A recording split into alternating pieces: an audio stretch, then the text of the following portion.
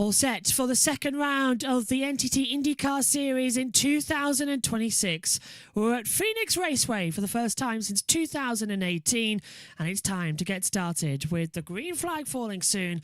Let's go over and join our colleagues down at Sky and Fox. On the oval, and Kyle Collette, the other rookie, has qualified just behind Dennis Hauger. They're 22nd and 23rd. So Mick Schumacher up in 4th place. Sensational. He was actually the first to run in qualifying yesterday, which says quite something. Now you get a good look at this slightly bizarre shaped dogleg oval here. The dogleg is the sort of kink in the sort of straight that's nearest to the bottom of your screen.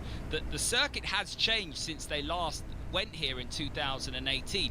1 and 2 is now 3 and 4, and vice versa. And the pit lane entrance to the pits is actually heading into turn 1. You duck down underneath the yellow line, round the inside of turns 1 and 2, and the pits are on that back straight now, which was the main straight when they last raced here. That's between 2 and 3. So that sounds a little bit confusing, but it's confused 1 or 2 in the paddock because it's all a little bit different. And Rattlesnake Hill in the backdrops of turn 2, that corner has caught out 1 or 2 already this weekend. So Felix Rosenqvist and Will Power. Will Power's actually someone I want to talk about because, you know, he's somebody that is really on the back foot. He looked broken and miserable in his talk yesterday. He's been in the wall 3 times in sort of 1.5 weekends so far in his switch from Penske to Andretti. So watch out for Will Power. There's 1 or 2 big names coming from the back, and you know, we're having a good look at that Dale Coyne car of Dennis Hauger. Dale Coyne, the stars of St. Pete, if you like, in terms of qualifying trim. They haven't quite been at it last year on the ovals, and Romain Grosjean 20th, Dennis Hauger 22nd. A tough day in the office for you yesterday. We had a glimpse of Will Power. He's coming through from the back, 25th, and Kyle Collette, another young Brazilian rookie, coming through from 23rd. Now for the rookies, this is going to be really physical. This circuit is very, very physical indeed. 250 laps. You don't get a chance to rest at all. And with the hybrid and the multiple shifts here, you're constantly working at the wheel and the tools. It's a long day in the office in the desert sunshine.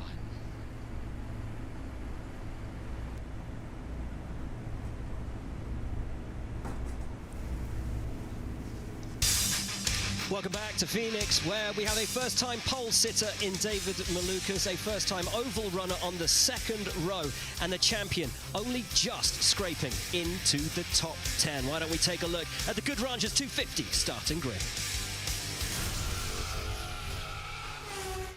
Will Power, Toowoomba, Australia.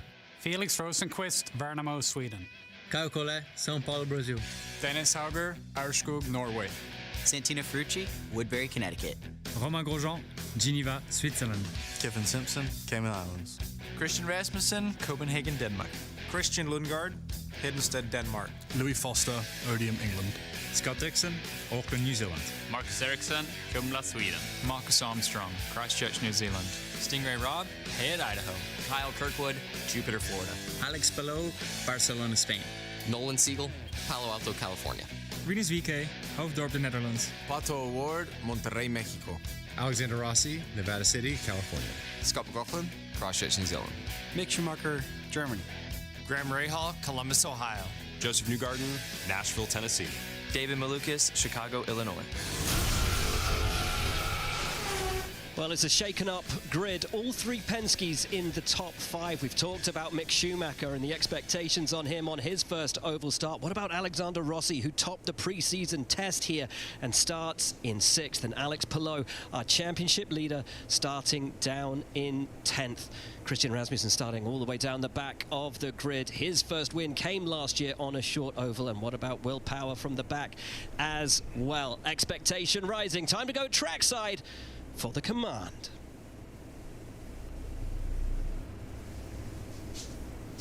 It's time to give the command for the Good Ranchers 250. Please welcome your Grand Marshal, Adam Busby. Drivers, start your engine!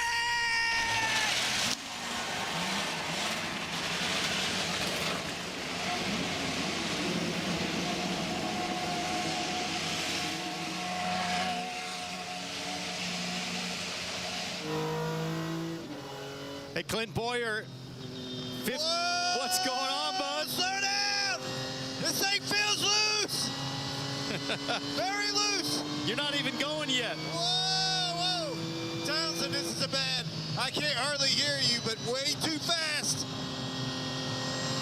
I feel like I'm in a damn bobsled going way too fast. It looks like you're in a bobsled. It's been a while probably since you've seen 4 tires exposed like that. You got 2 airplane wings, front and rear. I know you're a pilot. Does it feel more like a jet or a race car? Townsend, this thing has too many wings on it to be on the ground. It ought to be in the air. I can finally hear you. I can finally breathe. I may have relieved myself just a little bit.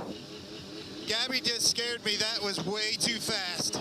Guys at Fox said they've got a spare car for you if you want to jump out and jump into a single-seater and get into this field. I'm going to jump into the grandstands. I'm going to watch this race. I'm so pumped to watch this. I'm so glad this event finally happened.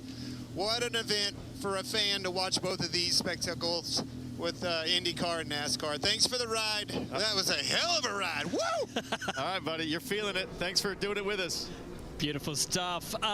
Everybody out on track, save for Romain Grosjean, who is stuck on pit lane. But guys, let's have a look around this track on the track preview, sponsored by Honda. Yeah, 1 mile oval here at Phoenix. Start finish in a different place than it was last time we were here. You go through the dogleg and now into what we're calling turns 1 and 2. 186 miles an hour top speed going in there in qualifying, only down to 176 mile an hour minimum speed. These things are so fast on that side of the racetrack. Then hit about the same top speed down into 3 and 4. More narrow corner, tighter radius, higher banking, about 11 degrees through here. Bigger lift, maybe down a gear or 2, then feed that power back on to finish one of the 250 laps we're going to do here. The 24 cars of the NTT IndyCar Series 2 to go until we roll to green. The 25th car, that of Romain Grosjean, has been having issues all the way through this weekend with the hybrid system on his car. They're rolling him down pit lane. Jack can tell us more. Actually, Will, I'm standing in the box of the number 15 of Graham Rahal. Obviously, a great buddy of mine. We've been teammates for a long time. This is the best start that he's had on a short oval since 2008. Let that sink in a second. This is some huge improvement from this race team. And also, in his 3 starts here at Phoenix, he's finished in the top 10 here twice. Georgia. Hey, Jack, I'm standing in the 26 box. Not the start to his season he wanted. DNF in St. Petersburg. He comes into this race. He's going to start 25th, a crash in qualifying. But he told me, I don't want to overdo it. I don't want to underdo it. All I can do is my best. And he is going to start 25th. Kevin. Penske driver David Maluka scored his first pole. Today might be the day he gets that first win. It might indeed, Kevin. He will lead us to green alongside him. Joseph Newgarden. Here we go then. It's time to begin. Ready and steady. Round 2 of the season is about to get underway. They will come out of the last corner. And it is the Phoenix 250. We're back in action for the first time since 2018. The green flag falls. Round 2 is underway. Good start from David Malukas. His teammate of Joseph Newgarden will be with him. He's coming up high through turn 1 and 2 for the first time. And it's Malukas from Newgarden. Rossi's going to slot into 3rd position as they come through. Graham Rahal going in 5th as he tries to mount up the position. But Malukas already with a brilliant start, a much better, tremendous start than what we were expecting from him as well. First couple of laps already then being completed. That's how quick this track goes here at an oval. It is a total of 250 laps. It's a 1 mile circuit, equals the 250 you see on the boards. But so far so good as they fly in further back to see already Mick Schumacher has dropped down the order into 9th position. So Schumacher's had a bang as Palou tries to go up high and close up on a bit of bad qualifying from him to come through. So Rahal's running in 3rd position as now Alex Palou goes. Well, Grahal's now down to 5th, Palou's to 4th. Alexander Rossi taking over as well now in third position. So an interesting start to this one as the action continues on, as they continue. Scott Dixon trying to look on the inside line of there, one of the McLarens trying to come in low. So far so good. Dixon goes through in 15th. Set up and underneath Dennis Hauger having a look there, the rookie. Dixon saying, kid, that's not how we do it here. You got to learn your piece here. You got to mind your P's and Q's early in the laps, as we saw 3 wide developing behind this train here. And Dennis Hauger there down on the apron as Dixon gave him a little fade on the backstretch. And now here comes Will Power to the high side. Wow. Wonderful move from Power, but look at the gap already for David Malukas. We ride on board now with Will Power. A difficult start to his relationship. That is all too easy around Nolan Siegel. Difficult start in St. Pete for him and the Andretti partnership. A difficult continuation here this weekend with a crash in qualifying. Oh my goodness, and he's going high, looking around his teammate Marcus Ericsson. If there is one driver who knows how to fight his way through on a short oval, it is Will Power. This is precisely one of the reasons that Andretti wanted him in one of their cars, was to bring them that pace on short ovals. Yeah, Malukas from Newgarden, Rossi, Palou, VK, Rahal, McLaughlin, O'Ward, Kirkwood, as we now see coming on the inside. Will Power trying to fight his way back from the bottom of the field after his crash. He's already up into 15th place. He's now attacking the back of Marcus Ericsson. As Ericsson going up slightly high. 2 fellow Andretti drivers now, remember, with him moving over. Got to find the right manoeuvre. Still switching in low. There's a few issues as well. We haven't got our timing tower available on the TV feed. Fox having some issues already on the doubleheader weekend. Thankfully our timing, that's why we're on full timing screens at the moment, to give you as much data as possible. Malukas leading from Newgarden, Rossi, Palou, VK, Rahal, McLaughlin, O'Ward, Kirkwood, Schumacher has the top 10 coming into it as well. It's quite like last year in thermal actually, when we had a little bit of barging with the way everything was going out there. So hopefully it all sorts itself out soon. As the battle raging on here. And we've got a full course yellow.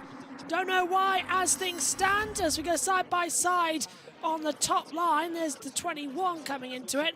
So why is that yellow flag come out? As we now see on board, a few glitches on the broadcast still. Is the yellow for the issues we're having on the broadcast? As Hauger, Hauger's lost it! Hauger's lost it, coming out! And he's backwards down the back straightaway.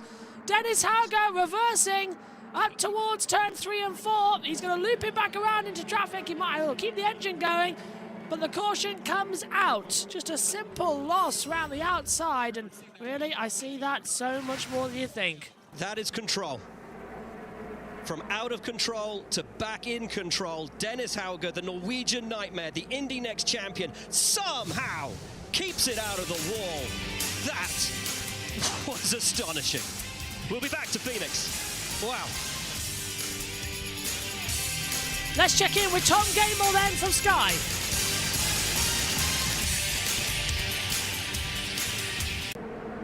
Well, the Norwegian Nightmare having a nightmare there on the exit of turn 2, albeit I think he was helped by Razzle Dazzle, but I've never seen a car do about 150 miles an hour backwards for the entirety of the back stretch. That was like an effort from a stunt movie there from Dennis Hauger, as we see Romain Grosjean in pit lane. Now, Grosjean had loads of issues with his hybrid yesterday. There was hybrid cooling issues. They were wondering whether or not he could practice. I don't know what the issue is here, but they've got the engine cover off. So let's see what happens there. Pits are open. Malukas leads from Newgarden, our first caution after 12 laps. Rossi in third, Palou fourth. Rahal has dropped down to 6th, and Mick Schumacher has dropped down to 10th. Now, Will Power up to 15th from 25th. That is a stunning effort, and certainly Will Power and Alex Palou were very, very entertaining in the opening few laps. Really interested to see a replay of the start again, because it just looked a bit scrappy-do, as lo and behold, first driver to go off strategy PNC Bank Chip Ganassi machine of Scott Dixon. Ganassi doing it again with Kiffin Simpson. And there's also Felix Rosenquist in there, Christian Lundgaard. There's quite a few cars on pit lane, and that is to essentially get fresh rubber, fresh Firestones, fill up the tanks, and go for that giant undercut. Make it a 4-stopper, and just keep fresh rubber on those cars. The cars that have stayed out, well, they're going to try and do the entirety of this first stint, the 60, 65 laps or not, keep it a 3-stopper, and hope for the best. That's what I love about IndyCar now, is already we've got an alternate strategy. 14 laps into this race, and we've got a lot of cars who have moved to an alternate strategy. They are Rasmussen, Dixon, Lundgaard, Simpson, Rosenquist, Ferrucci, and Dennis Hauger. And of course, Romain Grosjean is still in pit lane. Well, it won't be long before we go green, so let's head back to Phoenix.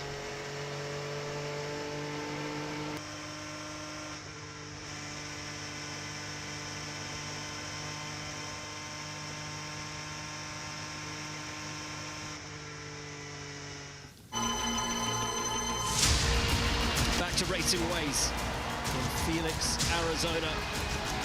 The second round of the 2026 NTT IndyCar Series here live on Fox. And we return to track action, still behind the pace car. Let's have another quick look at the Dennis Hauger incident. He has pitted under caution along with 6 other drivers. Rasmussen having a look at the back of him, and Joey Logano, what a save from Dennis Hauger. This is an amazing save, and it looks like something like NASCAR. You can take the air off the rear spoiler, kind of came off the rear wing here, and the amazing part happens right here. He releases the brake while you're headed at the inside wall. That takes a lot of guts, but what an amazing job saving that race car. And what a great job from Rasmussen to not drive into the back of him. He had a good head of steam. He had some good momentum. You could see he was pedaling the throttle coming off the corner anyway, even before Hauger got loose. But you said it, Joey, that moment, that split-second decision to get off the brake pedal just saved this kid's day. And then the J-turn right here. Yeah. Cop stop. Some Dukes of Hazzard stuff right there. Yeah. That's a rookie with a lot of experience in other stuff. Maybe rental cars. Yeah, a lot, yes.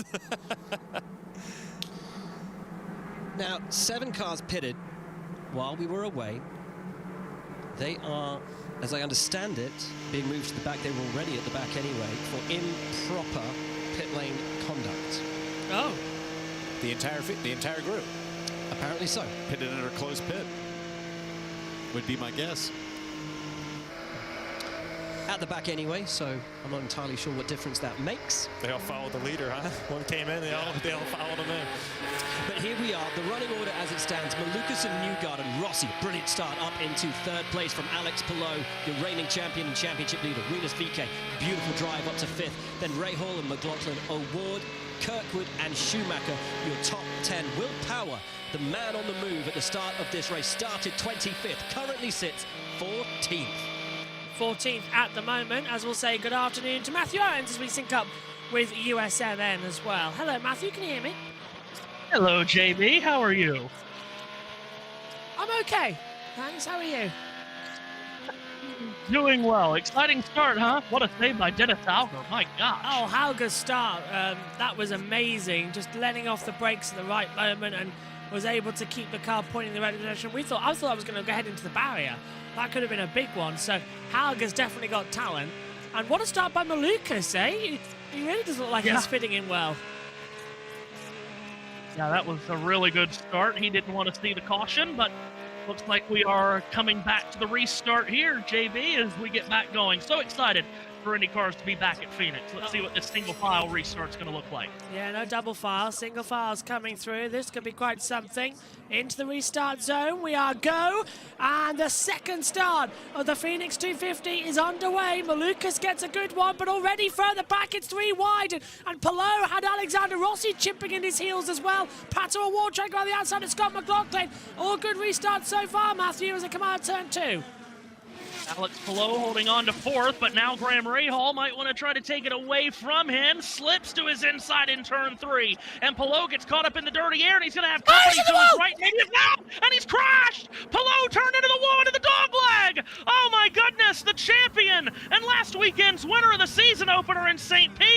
He got caught in traffic in turns 3 and 4, and he gets clipped and forced into the wall early in Phoenix. Caution out again. The championship leader, the man who won 8 races last year, is out on lap, believe it or not, 21, but for about 11 minutes into the race.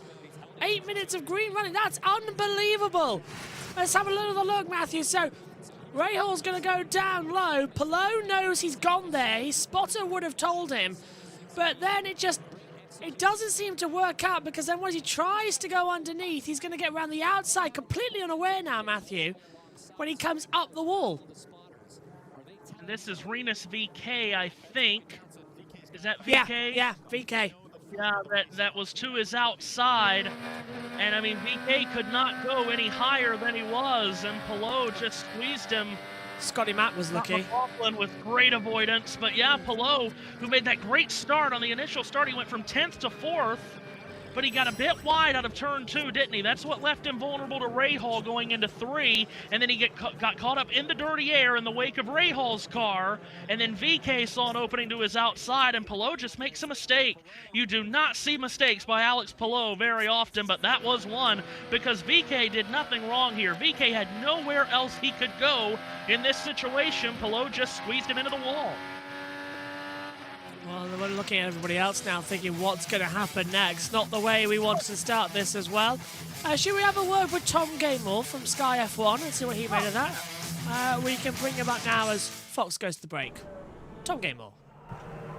Well, whoever's got cautions, precautions on their bingo cards, this is it, and it's a big one. It's Alex Palou. Who would have thought?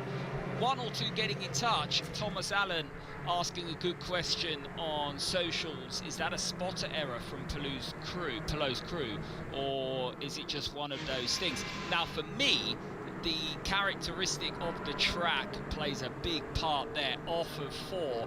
And why I say that, you've got the dogleg there on the left-hand side. Now, that dogleg is really important because they're still on the banking. You've got the yellow line, and you can't come off of the apron there with an INDYCAR.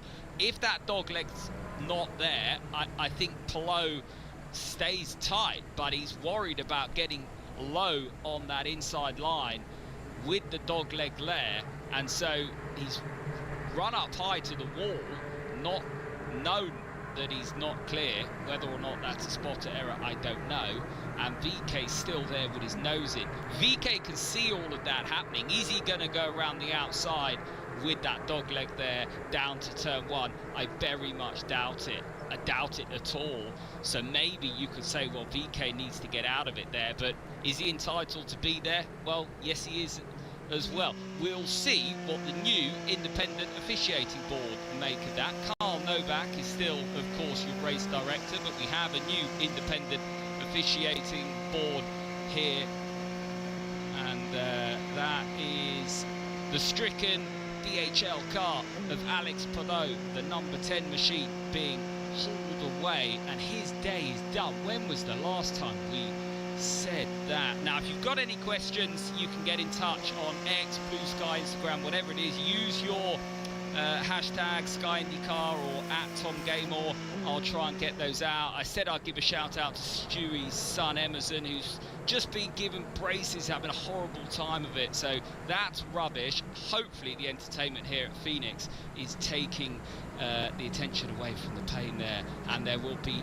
much pain in the 10 camp, because Alex Palou, Chip Ganassi, they won't take this lightly, and it could be the first time since June 2024 that we have a different championship leader when we move away from Phoenix. A lot of people saying, should I give up on 2026 after St. Pete? I said I think Phoenix will be a great leveler. It's proving to be a great leveler as it is. David Malukas leads lap 28 of 250. It's a Team Penske 1-2.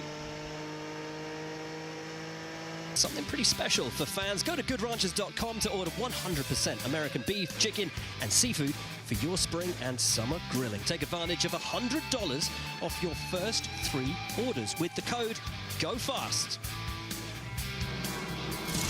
Still under caution here in Phoenix. That the car of the reigning champion. Now I think I'm seeing Santino Ferrucci down there on pit lane. Jamie, can you tell us a little about the difference in pit stops that you're seeing today?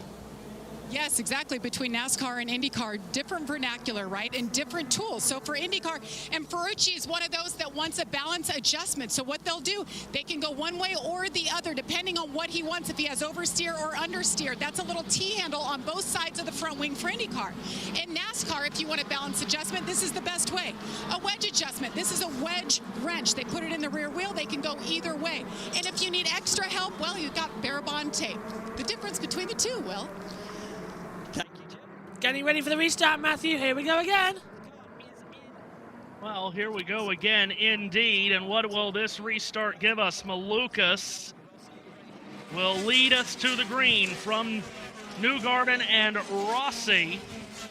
Alexander Rossi made a really good start. Here we go through turns 3 and 4. Green flag up into the air. We complete lap 30 of 250. Can Malukas tiptoe away from Newgarden again like he did last time? Newgarden's right underneath his rear wing on the way to turn 1. Rossi is in third, and then side by side at 4th. Scott McLaughlin trying to take Graham Rahal out of turn 2, but he can't do it. Yeah, I still can't find that high line being rubbered in. Don't forget you're fighting Firestone and Goodyear rubber out there. The O'Reilly race is coming up later on. We have the Cup Series practice on just before this. It's been a busy old week coming into this, but so far so good. 3 wide coming through the back of the track before the dogleg section. Dixon's trying to go around the outside now as well of Louis Foster. Foster's keeping that low line, but Dixon has the momentum on the high. Finally, we have our TV graphics available to us after Fox has had several issues with the international feed this weekend, thanks to the likes of the teaming up with the NASCAR crew.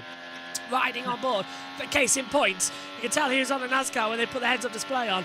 Oh, it's an absolute mess, isn't it, really, Matthew, this weekend? You can tell it's a NASCAR weekend and IndyCar's just shoved themselves in. Fox's graphics and timing on IndyCar last year had so many different spells of being a mess, but yes, it's been a mess so far today. Will Power, who started last, has already jumped up to 13th, and they're wheel-to-wheel in front of him. Nolan Siegel trying to get to the inside of Stingray Robb. Powers just in behind this. Christian Rasmussen behind Powers on the move. He powers around the outside of Scott Dixon. This is 5 cars in a big knot in turns 1 and 2. Power trying to go to the inside of Robb. He drifts up the racetrack, nearly bangs tires with Rasmussen, who doesn't even think about lifting. Power does have to bail out of the throttle. Rasmussen goes by. Dixon might do the same. Dixon has that low line. He gets ahead of Power. Power's been up and down all day. He's been up 10 places from where he started, but lost 2 from that restart zone. Rasmussen now up into 12th position, and still side by side. Here we go again with that McLaren on the low line, and Power's going to have to try and hold back Christian Lundgaard. Power's up high, Lundgaard slings through, still can't find on the tight line. Dixon, however, gets ahead of Stingray Robb and keeps 13th position. Palou is out of medical unit. Yeah, Power faded high out of turn 4. Lundgaard gets around him. Now Felix Rosenqvist is going to try. These are the 2 cars that have crashed this weekend. Rosenqvist in practice, Power in qualifying. They are wheel to wheel out of turn 2. Power really struggling in the turbulent air here of all of this traffic. He's going to hold off Rosenqvist for now to hold on to the 16th position. But Power is really struggling to get a handle on that yellow and black Andretti number 26. Still pushing like absolute crazy though, aren't they, as well? That's the beautiness of this race. As they continue on, Foster running in 19th position. Malukas still by 22.793. That's the fastest lap at the moment. We've completed 37 inside. So Power up 9 places. He might make it 10. He's flicking around now, just trying to get ahead of Rosenqvist, who is running in 16th position. They're still quite tight coming through turn 3 and into 4, where the start line comes through at the end of the dogleg, and still Power is putting a lot of trust in the outside line despite that crash in qualifying, Matthew. He's side by side, and now he loses out. He hasn't got the momentum to get through. Rosenqvist had it all the way. Rosenqvist gets around Power, and now Power, who had climbed all the way up to 13th, has now fallen to 17th.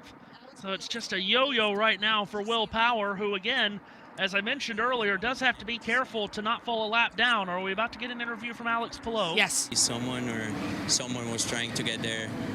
Yeah. I mean, I don't know.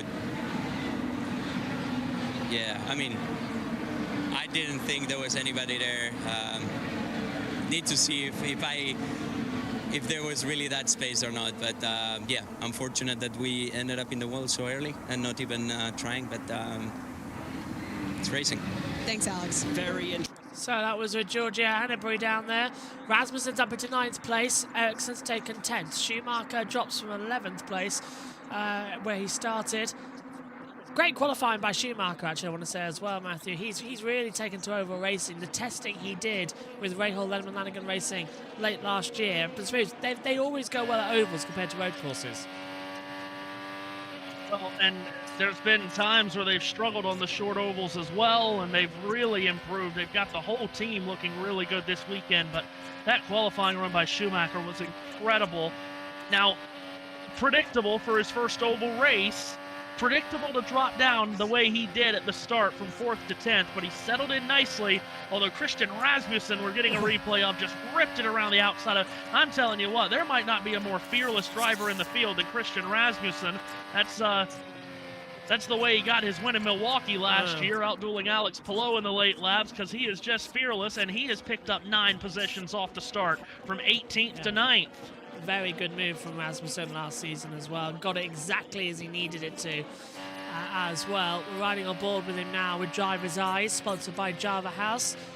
As they fly through. Look how low, he's just clipping it. Phoenix is quite a flat banking level though. It's quite a difficult one to race on because you're not carrying the speed into the corners, are you? You are having to brake, you're having to lift off and just sort of ride the curve. So it makes for an interesting cup race, which will come tomorrow. But for IndyCar, we haven't been here since 2018, and the last time we came here, it was the introduction really, wasn't it, as to why we have the aero screen.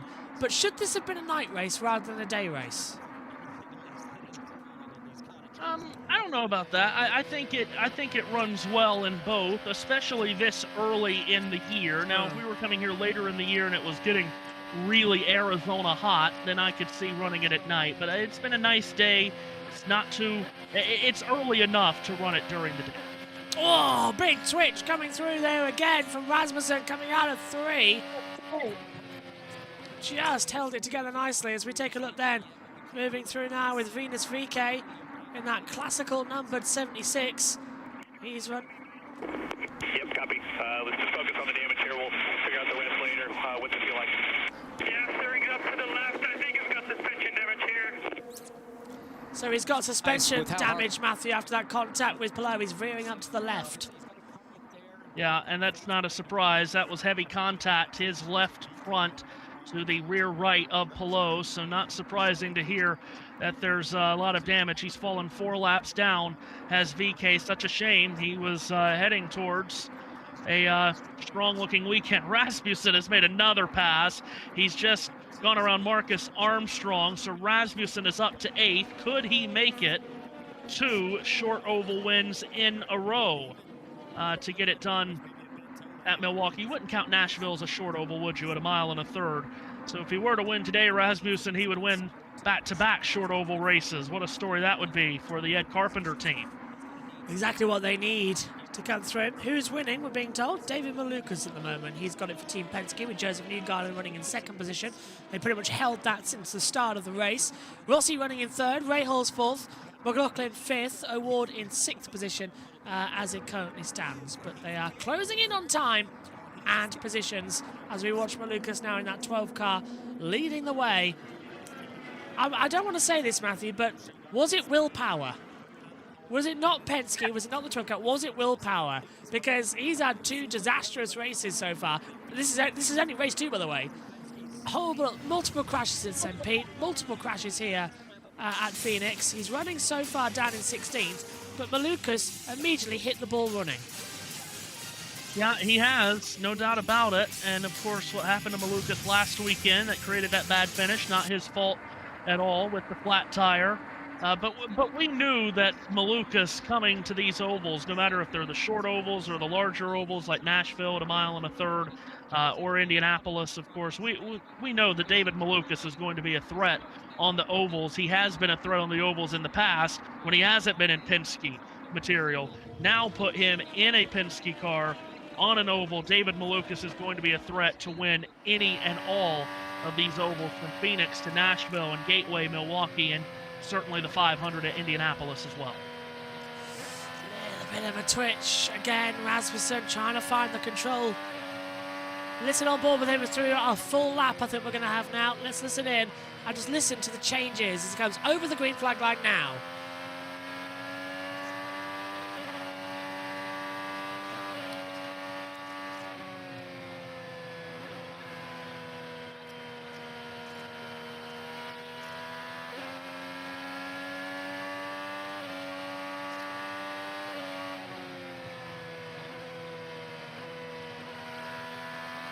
It's amazing, Matthew, the amount of downshifting you have to do on just one lap as well.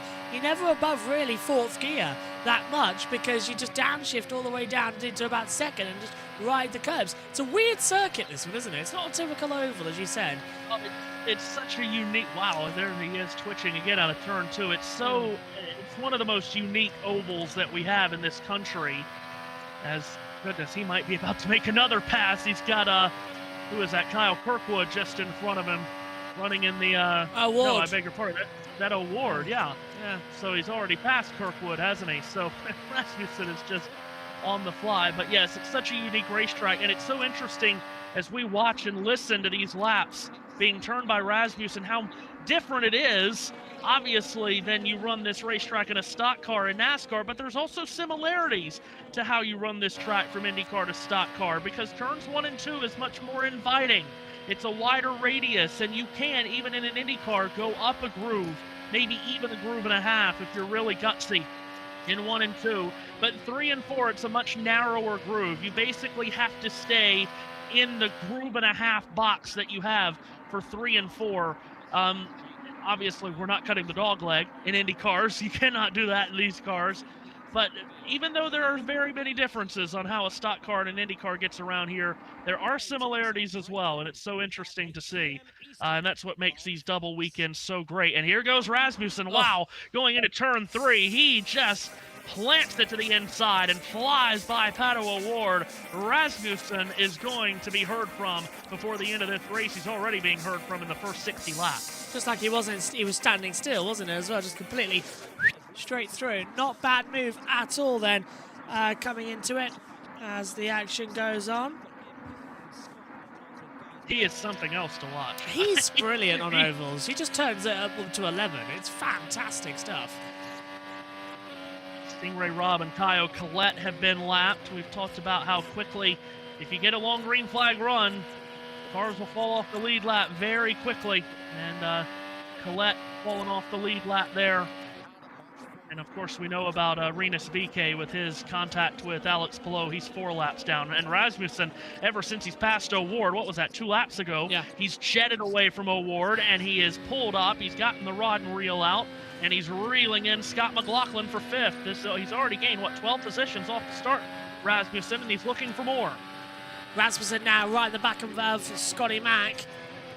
And look at that already. Rasmussen just looks like he's on rails. He's literally, as you said, the fishing rod just pulling him in time upon time. It is like a magnet being drawn into an MRI machine. Fabulous stuff going on. He is going to win this race, and it will be a brilliant battle with him and Malukas. As Scotty Mack tries to block going high, so down low because Rasmussen, he's going to go for it, and he slips through with complete ease down into turns 3 and 4. Fabulous run. Yeah, you're not going to stop this man today. The only thing that's going to stop him is going to be the car or his pit crew, because my goodness, if he keeps running like this, he is going to be unstoppable. That is 13 positions gained in, 63 laps, but not all of those laps have been under green. No, they haven't. So, I mean, it's been, about 45 probably green flag laps, and he's picked up 13 positions. That is amazing. Next on his hit list will be Graham Rahal, who he puts the crosshairs on. He's already within about 5 or 6 car lengths of him. Malukas, Newgarden, Rossi, Rahal, Rasmussen, McLaughlin, O'Ward, Kirkwood, Armstrong, Ericsson. That's the top 10. Schumacher, Siegel, Dixon, Lundgaard, Rosenquist down to 15 as well. Their battles just keep on brewing as Rasmussen's next victim is Graham Rahal coming up now as well, and he's going to find some interesting times and interesting delta as well, because look at he's not on a short fuel load, but Rasmussen is just electric. This is one of the best oval races we've seen since Newgarden. Yeah, And, you know, he drives for Ed Carpenter, who, of course, was so good in his career on ovals, and that team knows how to set up oval race cars. So, and I mean, look, Alexander Rossi's up there in third. Now, Rossi, you know, his 2016 Indy 500 win, his only career oval win, but he's sitting up there in third in an ECR car. Rasmussen's jumped up to fifth.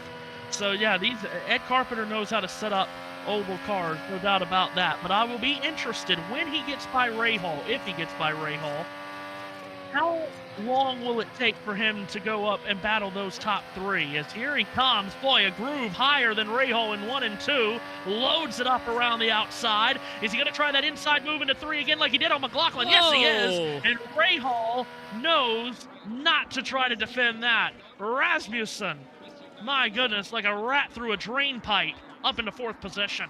Brilliant move, brilliant job. They're continuing this. So now Rasmussen goes into P4. They'll put Rossi as his next target, and the 2 Penske's. But there's not that big of a gap, is there, Matthew? Thanks to that caution that came out around about 15 minutes ago. It hasn't really allowed them time to spread out and get a couple of laps on, as that is Pato O'Ward making a green flag pit stop. That's very early on lap 67 of 250. Yeah, I was just thinking what those 2 early cautions would have done to the fuel windows and when we would see cars on pit road. And this does strike me as early for Pato to be on pit road with those 2 yellows, but completes the service on the 5. And away goes O'Ward back onto the racetrack, and you would think that others will probably start to follow him in. Yep, Scott McLaughlin's in here in that bright electric blue Gallagher-sponsored number 3. Yep, Scotty Mack dives in then to the pit lane. They want to break over there at Fox. What's going on? Rasmussen has pulled up right on Rossi, his teammate. Yeah. They click across the start-finish line. This is for 3rd position, and Rasmussen is going to dive to his inside on the approach to turn 1. And just like Rahal a moment ago, Rossi knows not to try to defend it, but Rasmussen's high. Rasmussen wide in 1 and 2, has to come off the corner at a very shallow angle. Rossi thought about diving it down the inside in 3, but thinks better of it. So Rasmussen into a podium place in well under 100 laps. He's gone from 18th on the grid to 3rd. Malukas and Schumacher coming down the pit road now.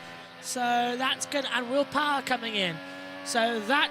Well, hang on a minute. Has Malukas actually come into the pit lane? Because our timing monitor said he was in, but I think he's clipped the pit line, Matthew. I don't think he's actually in. Oh, a terrible pit stop going on for Mick Schumacher. You're going to lose a load of time there. Newgarden in, and he pulls away. Quick stop for the 2 team, as you always expect. But yeah, Schumacher was having a terrible stop in the pit bay of the 47. Here's Malukas from the lead.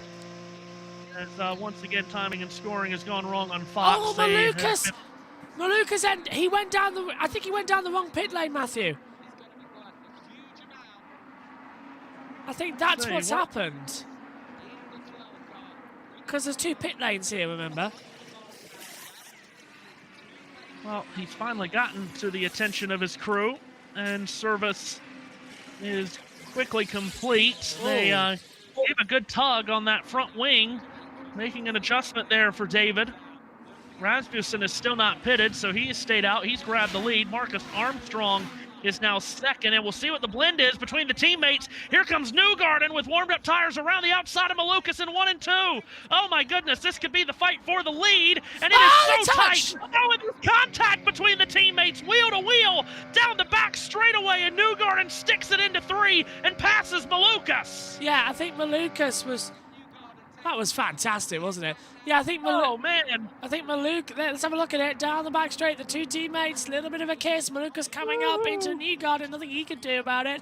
But yeah, I think Malukas clipped the pit lane at the wrong line.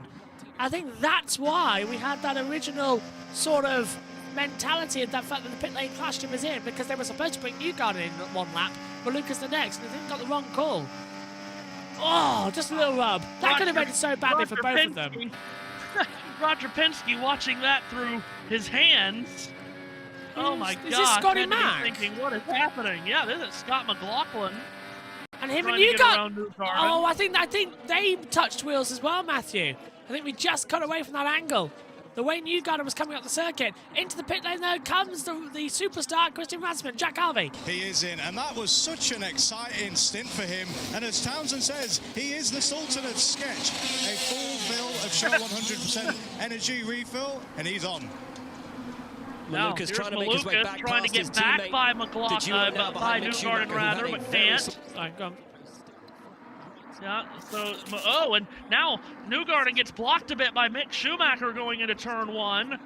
Well, Newgarden having a tough time of it here. He had his teammate Malukas trying to get by him, and now here he comes again. Off turn 2, Malukas to the inside of Newgarden, makes the pass now at a very acute angle. Malukas to the inside of Schumacher in 3, had to bail out of the throttle, and Newgarden gets back around him on the outside. Wow! Punch for counter punch here by the Penske guys. Goodness. What a race. And Newgarden having to deal with so much lap traffic here, that Stingray Robb in front of him, and they're not getting out of his way, trying to stay on the lead lap, of course, trying to stay ahead of the leader. But boy, now here comes Malukas again, reeling in Newgarden one more time, and we'll see where Rasmussen filtered in after his stop in comparison to these two. But this is good stuff. Good racing. Already 80 laps in. Kyle Collette comes into the pit lane as well. Ferrucci spent, yeah, look, Ferrucci 3 seconds. I think there's a problem with the pit sensor again. We had this in NASCAR here last year. Whoa, either side of Schumacher. What on earth is these guys doing? Schumacher got to feel what it was like to be Zonta. Well, and Newgarden got held up there by Schumacher off of 2, and that gave Malukas such a massive run. But then Malukas had to go into turn 3 at such a tight angle. Newgarden was able to get back around the outside of him. But my gosh, this is incredible stuff between these two, and the Penske teammates not giving an inch and not asking for any. This race is bizarre. End of story.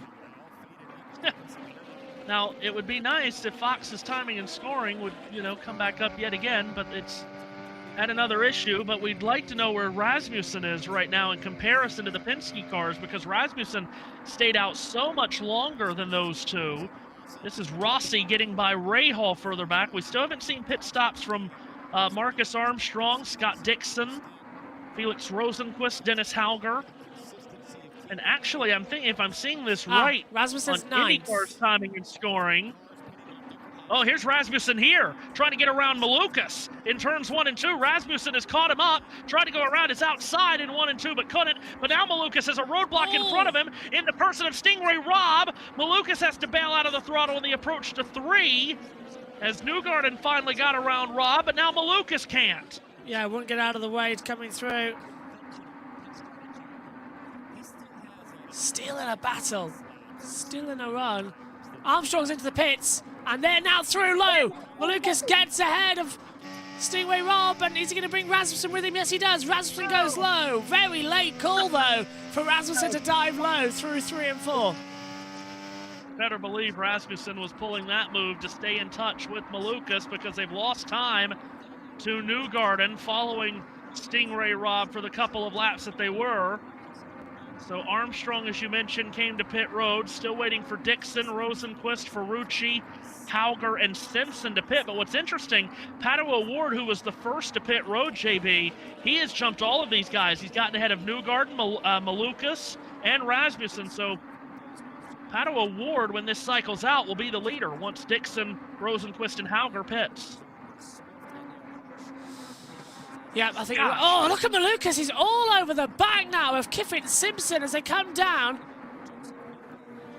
How's Mick's race doing? I will tell you, Marcel. Mick Schumacher currently is down in 21st position. He's on a 15-lap-old set of primary tyres. He stopped, 15 laps ago. But for his first oval race, he's in the mix, isn't he? Because not everyone has stopped yet, Matthew. So it's a good opening race for Mick. Learning a lot. Yeah. We'll see how it cycles out. He's been in some sketchy situations. The start wasn't great for him with all of those cars bunched in on him 2 by 2. And he's been in some sketchy positions with the leaders coming around him through the pit stop cycle. But he's done well to hold his own here. Here's Rasmussen again coming up on the rear wing of Malukas exiting turn 2, and then he has to bail out of the throttle in the dirty air of Malukas in his wake. I can't believe how long. Now Dixon has pitted in this race. He pitted under one of the cautions, and I'm assuming Rosenqvist and Hauger did as well. So he hasn't gone this whole way on one fuel run, obviously, but they are on an alternate strategy, are those top 3, and they have stayed out a lot longer. What, Award came in on lap 67, was that right, JB? So if that was 67, then Dixon's gone about 25 laps longer. Yes, it was. Yeah, lap 67 is when they all started coming in. Now he's done 90, now 91, so he's starting to close up again and again and again. Very good.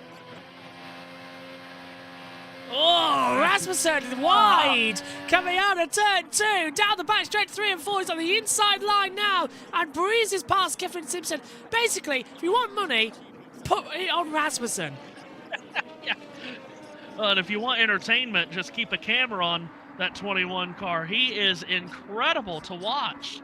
Unbelievable. Here's Mick Schumacher. He's not 4th. but oh my goodness, the struggles. Oh, sorry, Georgia, I thought she was playing. 22nd for Mick Schumacher. Yep, sorry about that, Georgia. I thought you were playing. I could hear Georgia. I thought I threw down to her, but no. Wasn't on the international feed as the racing comes through. Riding on board now with one of the McLarens. I think it's Longard, isn't it? Oh, is it Dixon? Oh, it's Scott Dixon. Just get the names on the halo. I know, oh, Dixon's name is there, but they've covered it with that heads-up display. Yes, exactly right. Staying out a long time here is Dixon, but he is still leading. He's got nearly 5 seconds on Award, who is 4th, but is the first car that's pitted under this green flag cycle.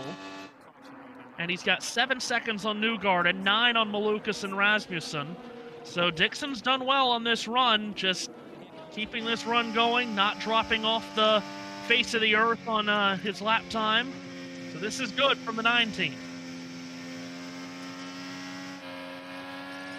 On board with Rasmussen, using that boost power. Yeah, and this is incredible to watch. If you're watching the pictures, oh golly, just seeing him move those hands back and forth on the wheel. He and Pato Award have to be the most entertaining watches in this sport. Massively so. It's an energetic race, isn't it, this one? What a great start to the season. Don't you agree? I love it. I've been asking for years to put more races in March. We've been asking for more ovals for a while. I've been asking for more races in March, and to have 3 races back to back like this to start the season is a great move from IndyCar. Here's Scott Dixon from the lead, finally coming to pit road just shy of lap 100. Well, I don't know if Omi's got a microphone on him right now, but we are running a double shift here tonight for the Formula 3. Hello, Omi. So I'm going to leave Omi and Matthew in your capable hands while I go set up Formula 3. Yes, he's just setting up my stream as well. Matthew, hello, how are you? Very good, especially because this race is very good as Rasmussen is going to try again to slip it down the inside of Malukas in 3 and 4. He doesn't have enough room to do it there, but Omi, this has been great racing, especially from Christian Rasmussen, who might fireball his way past Malukas this time, and he does in turn 1. Rasmussen passes Malukas. That'll put him 2nd, or make that 3rd, once everything cycles out. It'll be Award, Newgarden, and then Rasmussen.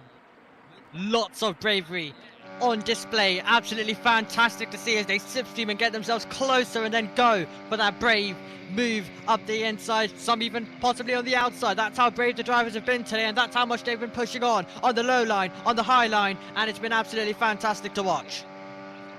Rasmussen pulls right up underneath the rear wing of Newgarden, doesn't try to make a pass on him through 3 and 4.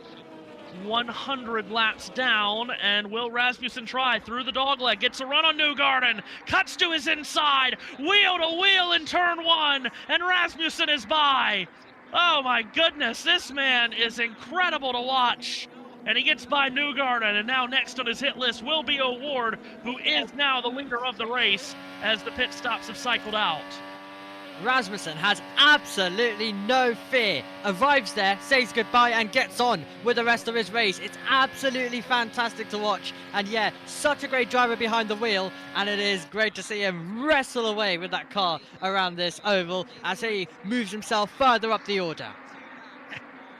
Well, he is amazing to watch, as we've talked about so much through these first 100 laps. But now the question is, Omi, he's pulled himself up from 18th on the grid to be into the battle for the top positions here in basically 100 laps. But we're not yet halfway in this race. Can he calm down as needed? He doesn't need to be making any big mistakes, and he's right on the razor's edge every time we look at him. Can he now manage the race now that he's finally been able to manage getting through the field? And that's going to be so important, won't it, as well? He's going to have to, you can't just completely go full out attack, as great as it would be. You do have to kind of judge it. You have to also think about different aspects. I mean, it's always been part of racing, thinking about so much more. You can't completely be full flat out over these 250 laps that we have here at Phoenix. So he's got to manage it. He's got to balance it. He's had the moments of absolutely roaring through, but he's going to have to be careful come later on, or he'll struggle in the overall picture. No doubt about it, but he's got the experience from the Milwaukee win last year when he outdueled Palou in the late laps there to win on that short oval. There's not a ton of similarities to Phoenix and Milwaukee. Much more banking here, much more kind of rises as you drop into the dogleg and then rise back out of it. So there's not a direct correlation to Milwaukee and Phoenix other than they are both 1 mile. Now, Milwaukee is basically tabletop flat in the corners. 9 degrees of banking in turns 1 and 2 here, 11 degrees in 3 and 4. But look how quickly he's jetted away from Newgarden, and now he's pulled up on Pato O'Ward and could try to take the lead of this race away in the next couple of laps. And remember, he's got fresher tires than O'Ward. O'Ward pitted much earlier than Rasmussen did. So, Omi, this is a battle for the lead that might not be much of a battle because Rasmussen is flying. Absolutely flying, searches for that outside line, looking to try now and make the move, and he's going to look the long way round once again. So much bravery at high speed. Can he do it? Yes, he does. Oh my goodness, just turns it around the outside of O'Ward and gets by for the lead. What an incredible driver this young man is. Oh, it's thrilling. It's fantastic. It's everything and more of what you want from IndyCar. He brings it as well in a perfect series, and you know, it's fantastic to watch him constantly at work, constantly doing all the goods on the circuit, and this has been a great couple of minutes watching him at work. But now, as we were just talking about, he's gotten to the lead now. He has gone from 18th on the grid to the lead in less than half the race, which is an incredible accomplishment on his own as he puts a lap around Nolan Siegel. But as we were just talking about, now he has to manage the race. He has no one else to pass for position, at least for now. Now he's got to bring things down a little bit. He cannot be in a position where he's putting himself on a knife's edge over and over. There's no need to do it anymore. He's clearly got a fast race car. He might be the fastest driver here. Now he's got to start calming things down a little bit. You don't want to put yourself in the wall unnecessarily. Wow, what a move he made on O'Ward. Good gracious, swiping from inside to out. Yeah, it was really, really great as well. As we take a look at a replay, if you are synced up with us at the moment, and then straight back over to the live action and the constant live action that we're getting moment after moment after moment. It is right now turning out to be quite a good race, as you mentioned. Yeah, I've been keeping an eye on it as you and JB have been going at it. It has been fantastic, and I look forward to hearing about how the second half of it will go as well.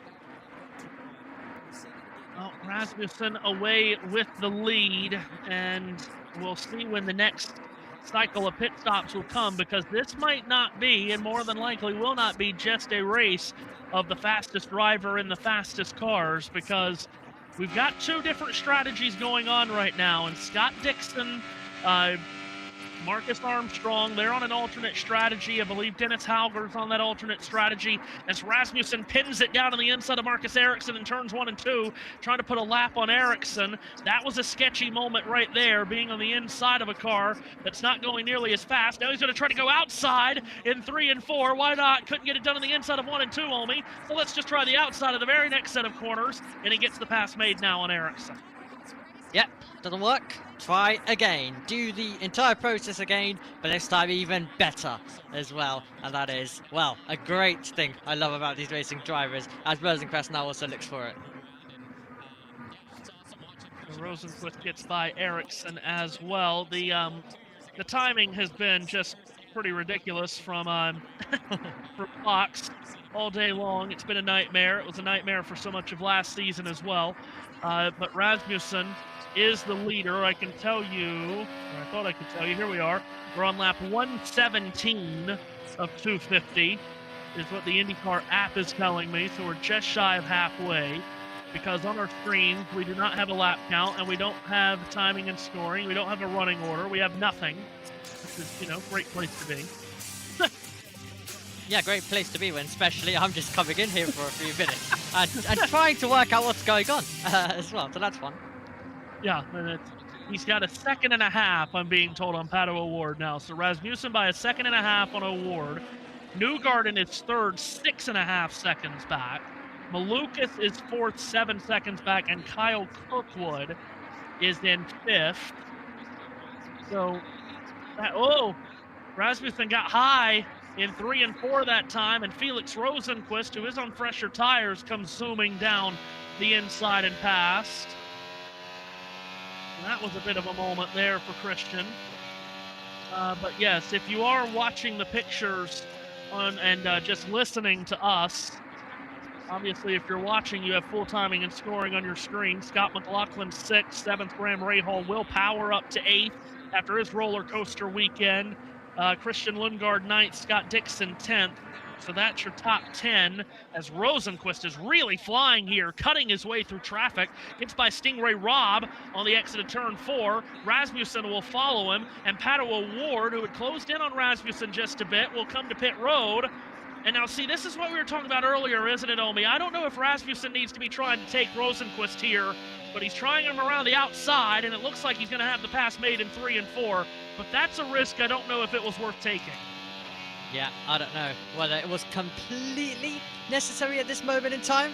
So we'll definitely have to see about that as Rosenquist just continues to just dart away at the back, but just backs out of it at the last moment, and then gets his foot flat to the floor and retakes it.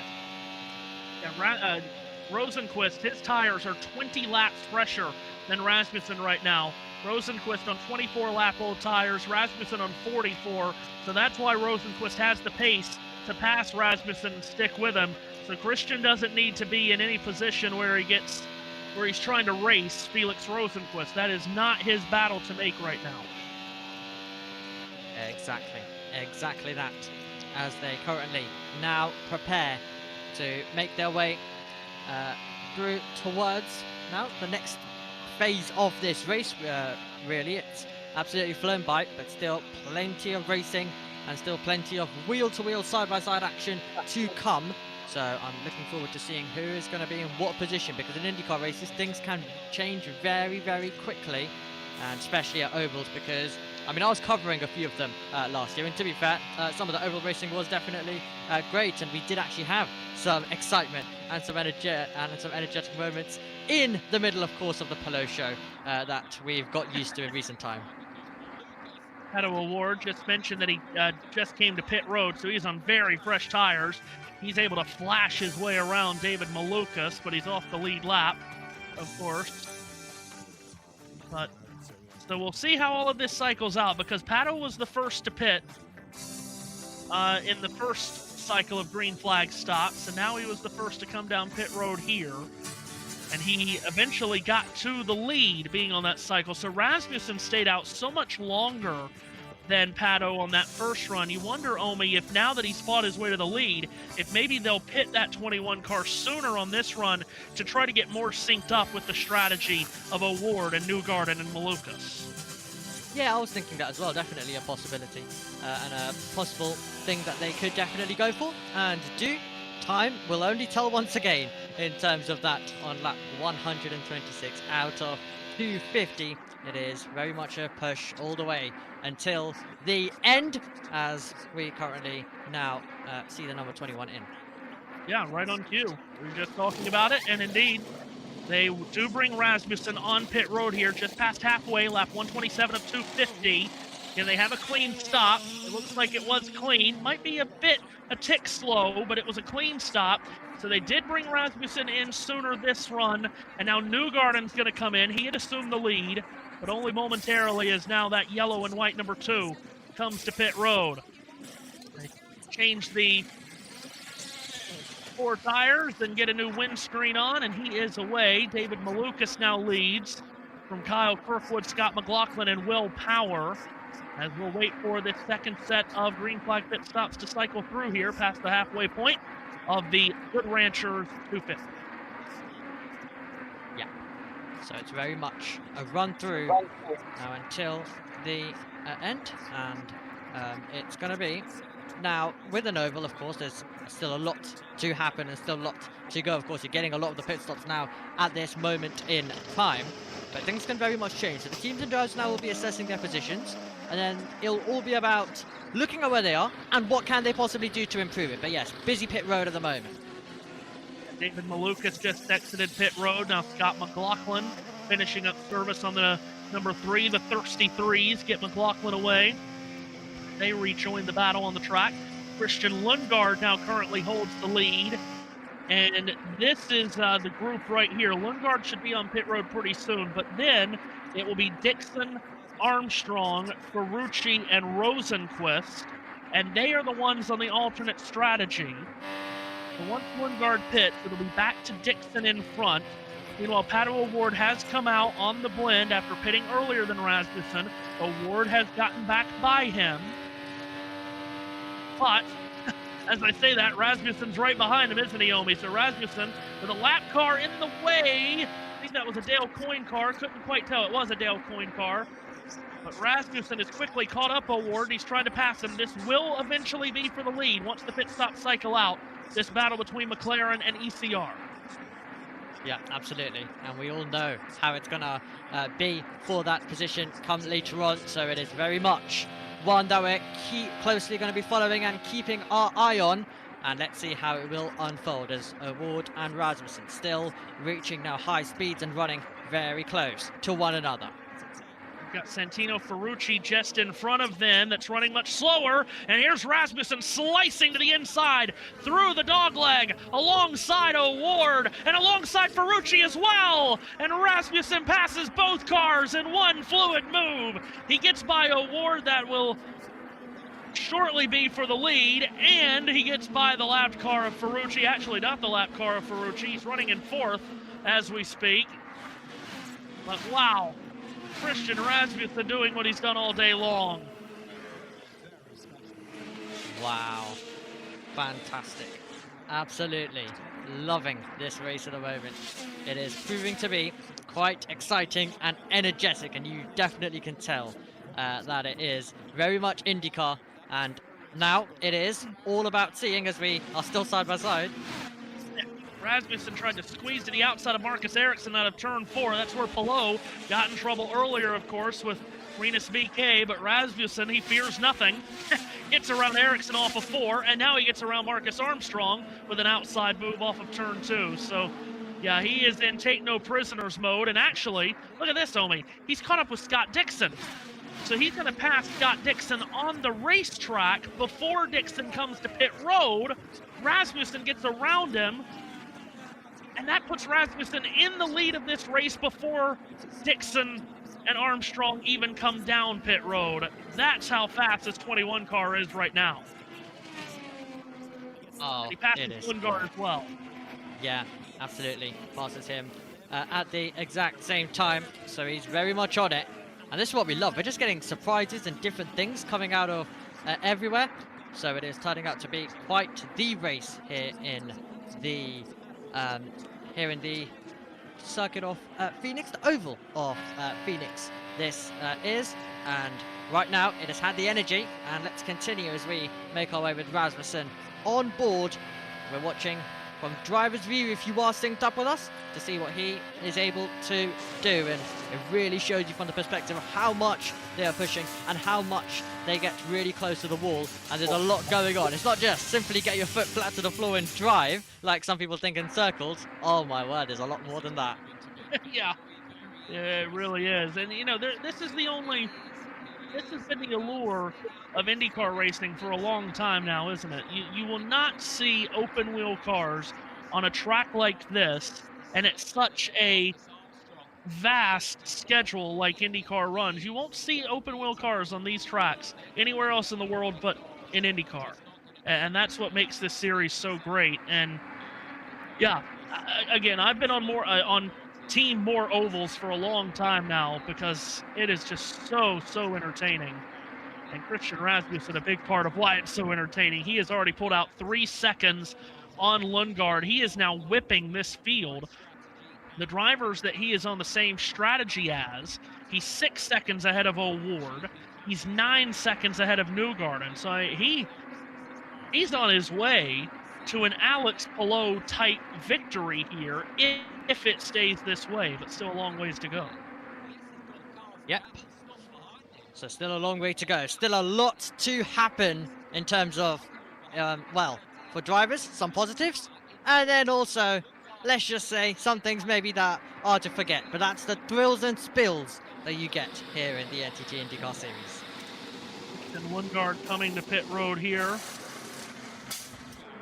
Oh, and we've got a problem on the racetrack. That's Louis Foster, slow at the top of the racetrack, exiting the dog leg. He cuts to the left. He's going to get that car on the apron. Is a caution going to come out? Yes, it has. Caution is out. And something has gone wrong for Louis Foster, the former Indy Next champion. The car is still rolling, but it's at a snail's pace here, Omi. And the caution has come out. 3rd full course yellow of the day, and this is going to change everything because the guys on the alternate strategy like Dixon and Armstrong and Ferrucci, they had not yet stopped in this cycle, and this is going to change the complexion of the race here as we get this yellow. There we go. We were previewing it and mentioning it for so long that something can come out of anywhere.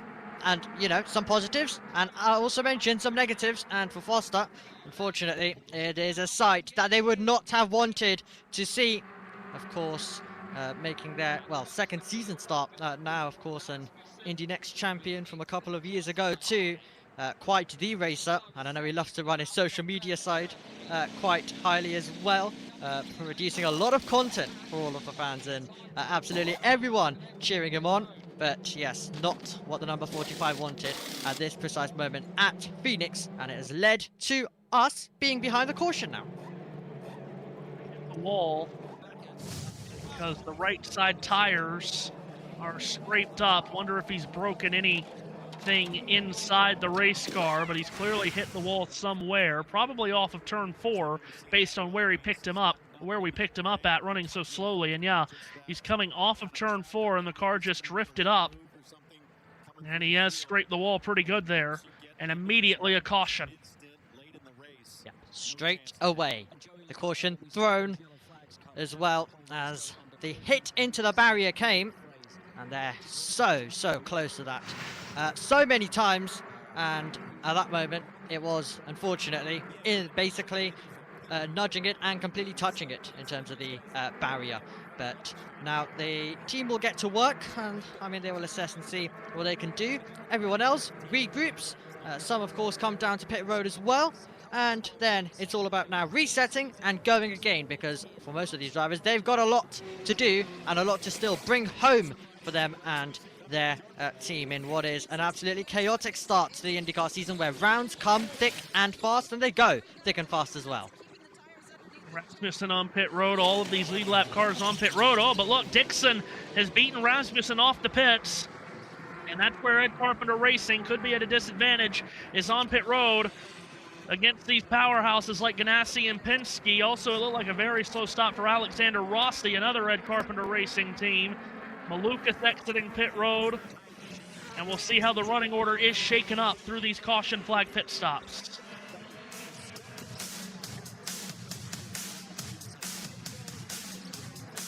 So we will reset the running order for you as soon as we can here.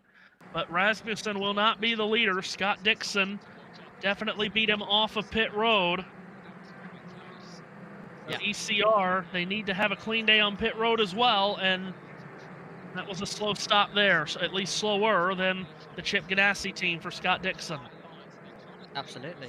Hello, JB. Hello, I leave you left for 5 minutes. Right. Yeah. Omi, could you just pop into the F3 com box and see if that's okay? I've even got your audio. Thank you, thank you. Track audio, yes? Yes, track audio. Lovely, thank you so much. Pleasure, pleasure, pleasure. Have a good call, guys, for the remainder of the race. Yes, thank you. Yes, you too. Enjoy what will, I'm sure, be a very long night for you. Oh yes, for IndyCar fans, by the way, both Premers have withdrawn the ones that were involved in an incident yesterday. So Premer are really, really struggling, can I just say? Not surprised. Really, really not surprised on that front. Shall I give you a break, Matthew, while we're under caution and head to Sky and that lot, so you can have a little bit of a breather? Sure. There we go. Down we go. 20 laps since his last stop. Will Power is behind him, 20 laps on his tyres as well. Then you've got Dixon, Rasmussen, Armstrong, O'Ward, Newgarden, Ferrucci, Rosenquist and Hauger. They all stopped, well, pretty much the whole field stopped down to Rossi. So it was Rossi trying to beat the pace car out in 15th place. So everyone behind Kirkwood and Power has fresh tyres. So they are going to be hanging on out front. And we'll see what happens in terms of their next stint unfolding. But it's Dixon that leads the rest of the right field. Now we're so P2 on our strategy, a huge stroke of Dixon. luck 2 cars stay out. You got Kirkwood Power out there. They've got 20 laps on their tires.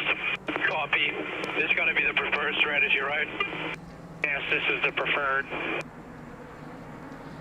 Well, some pit radio going out at the moment. Bit of chitter-chatter from drivers and teams trying to work out which is the preferred strategy here. But Dixon, that early stop, he has stopped 3 times. Christian Rasmussen has now stopped 4 times and still in 4th. So Rasmussen and ECR on the right tyre. It's proving to be very beneficial. Have to be on the right side of the yellows as well.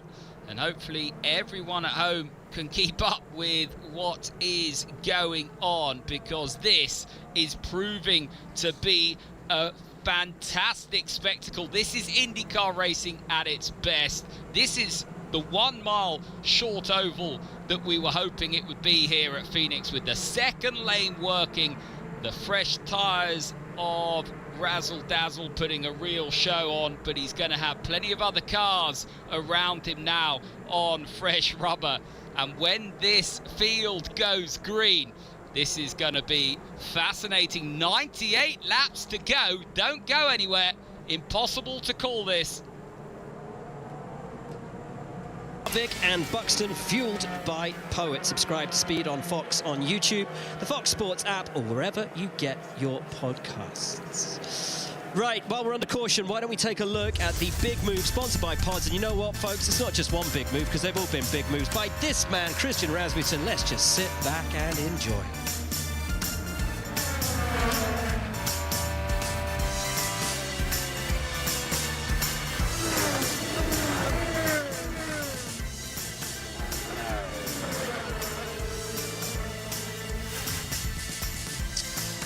There he is, Christian Rasmussen, 48 passes today. It won't surprise you to know that that is a race high.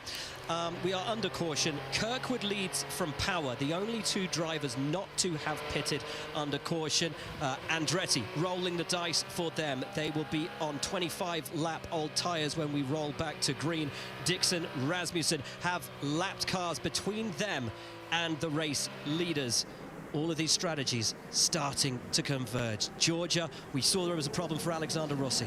There was a problem for Alexander Rossi. The left rear did not get attached all the way, so they had to stop, redo it, and attach it. That's a real shame. He was having a good day as well. Maybe not quite as strong on that high line as his teammate Rasmussen, but it's been a strong weekend all around for ECR. Yeah, 100 laps to go, though. Watch for Rossi to be super brave on this restart. Here we go. Time to get ready for the green flag this time, Matthew. And this is going to be a very interesting run to see if Carl Kirkwood can hold off. His 26 lap hold tyres, the same as Will Power. But Dixon behind is on a much, much fresher tyre strategy from 8 laps ago. This is going to be quite the margin as we get going racing. And Dixon is back, is very much in the game now that he's back on the same strategy as guys like Rasmussen, O'Ward, Newgarden, and so on. So here comes the field into the restart zone. Green flag up in the air, just under 100 laps to go at Phoenix. Watch Scott Dixon in third and Christian Rasmussen in fourth. How quickly can Rasmussen get through Dixon? He's going to try in the very first corner.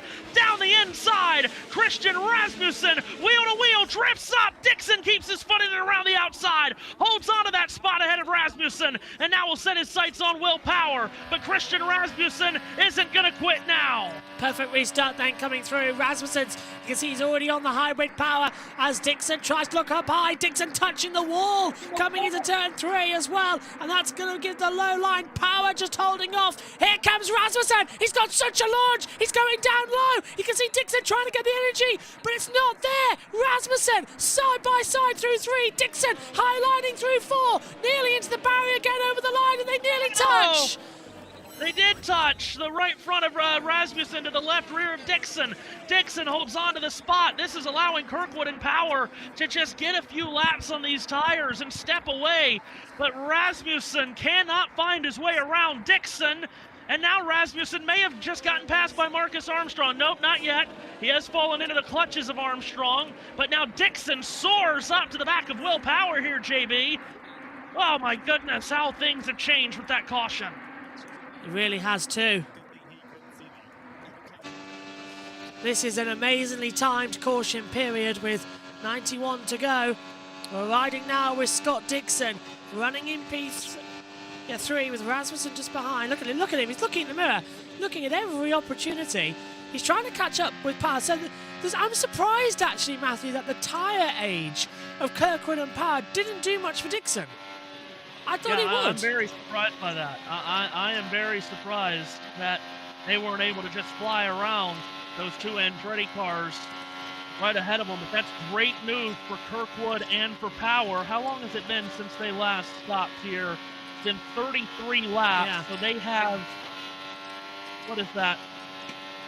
About 15 green flag laps on their tires, more than Dixon and Rasmussen. So that's not a huge amount.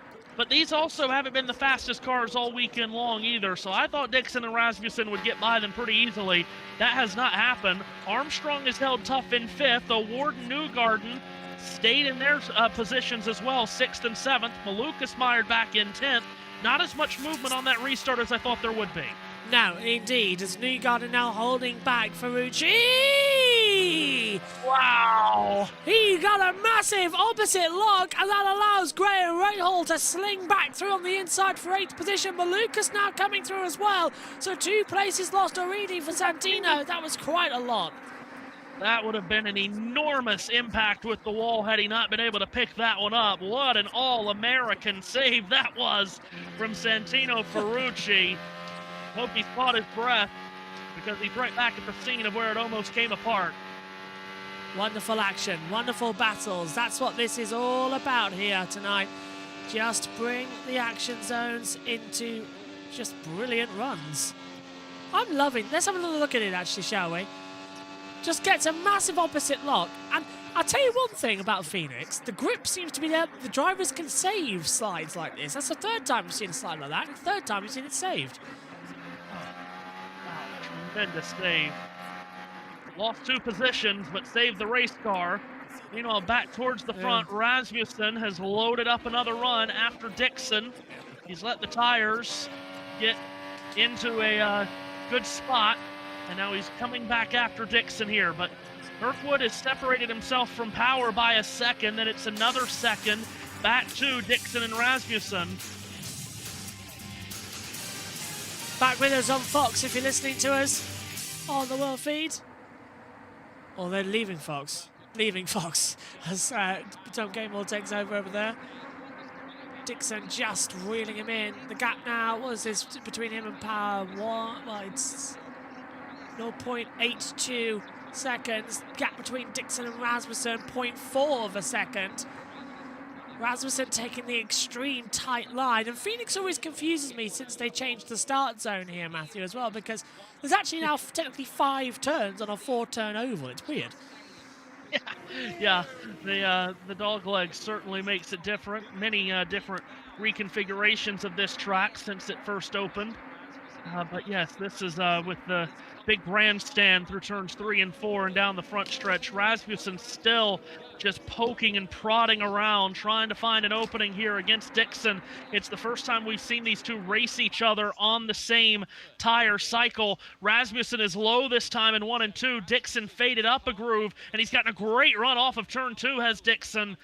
And he's pulled away from Rasmussen down the back straightaway. So maybe Rasmussen, who's clearly been the dominant force of this race, Dixon has... He's got some competition now in this 9 car, no doubt about it. He's really pushing like crazy now, isn't it? Come on. This is what we like to see, though. Dixon being charged at an oval. Of course, it was Texas all those years ago after COVID where he took an electric start to the championship. And he's wanted ever since then to sort of grasp back to that mentality. But he's going to have to fight the limitations of age, which is a scary thing to say in front of Scott Dixon, isn't it? But he's getting older, but he's not getting any slower, is he? He's working harder and faster. He's not. He's still showing an amazing amount of quality for a driver that's been around for such a long time. One of only 2 prior Phoenix winners in this field. He won here back in 2016. Joseph Newgarden, the other prior winner here in the field today, winning in the last IndyCar race at Phoenix in 2018 before today. But just biding his time here behind those Andretti cars, isn't he? Because I'm going to guess, well, everybody's got to make another pit stop here. So I wonder if Scott Dixon is just biding his time and not wanting to push the envelope against those Andrettis ahead of him. Yeah, he just doesn't want to push at the moment. So he knows that ahead, Kirkwood and Power would have to stop again soon for fuel and tyres. So he is just playing this game of hoping he can... Well, he's the net leader. So he's just holding Rasmussen back as long as he possibly can. You're right.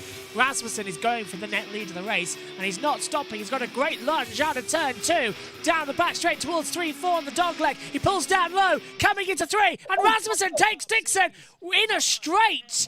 Dixon was completely lost on power, and Rasmussen decided to turn it out to 11. That was good. Well, Rasmussen doing what he's done all day long and just pounding that car to the inside and making another pass. So up to 3rd, and now the leader among the drivers that's on strategy A, if you will. And then you have strategy B just ahead with Kirkwood and Power.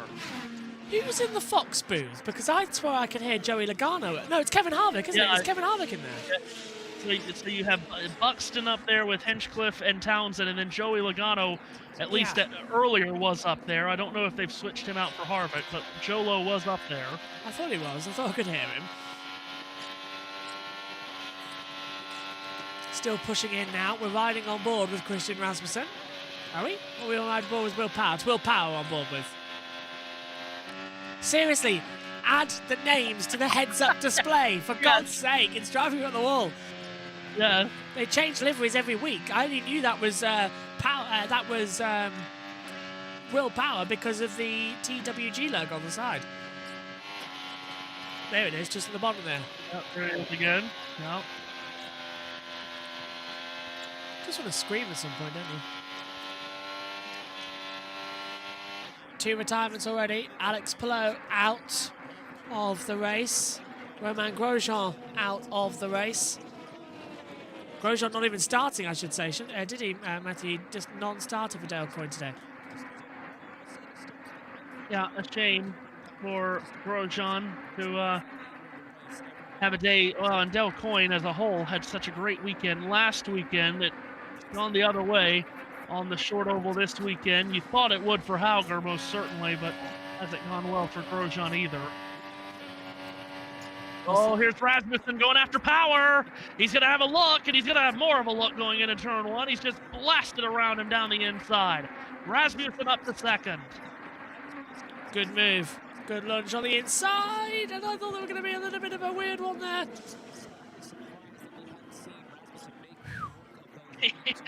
Just love watching him. Yeah, what a talent. What an absolute talent. Now, can he make up the 1 second between himself and Kyle Kirkwood? Two drivers, actually, as I look at it here, JB, that is the top 5 runners all started outside the top 10 in this race. Kyle Kirkwood started 11th, Rasmussen 18th, Power 23rd, and Dixon 15th, and Armstrong 13th. Wow. It's weird how don't tell me you can't pass in these cars. No, you can. You really, really can. And I mean, I'm going to slightly miss the DW12 chassis. I mean, it's gone through so many different facelifts, hasn't it? Yes. But we're ready for a new car now, and I think we need to have one where we can have just a little bit more acceleration and a little bit more power. Willpower, if you will. Very good. And worth mentioning, Rasmussen made that pass on Dixon and Power, and Dixon has not even gotten close to Power, has he? Still 1.2 seconds behind Power, so Rasmussen, once again, it does feel like if this race stays green to the finish, it's going to be really hard for anyone to beat Rasmussen. But if we do get a caution and we get more caution flag pit stops, that Ed Carpenter pit crew just isn't up to snuff compared to the Andrettis and the Ganassis and the Penske's. And if there are late cautions and late pit stops under yellow, JB, they could lose it on pit road for Christian. Yeah. Just a quick question as well. Someone's asked, why didn't Romain Grosjean start in this race today? Sure. That's a good question, because he was not one that crashed. No. He did not have a crash like we saw with Rosenquist and Power on the weekend. So I'm having a look. No, it didn't say. No, nothing. Do not know why Romain Grosjean did not start today's race. Here we go. So apparently it was an issue with the engine. Ah, there we go.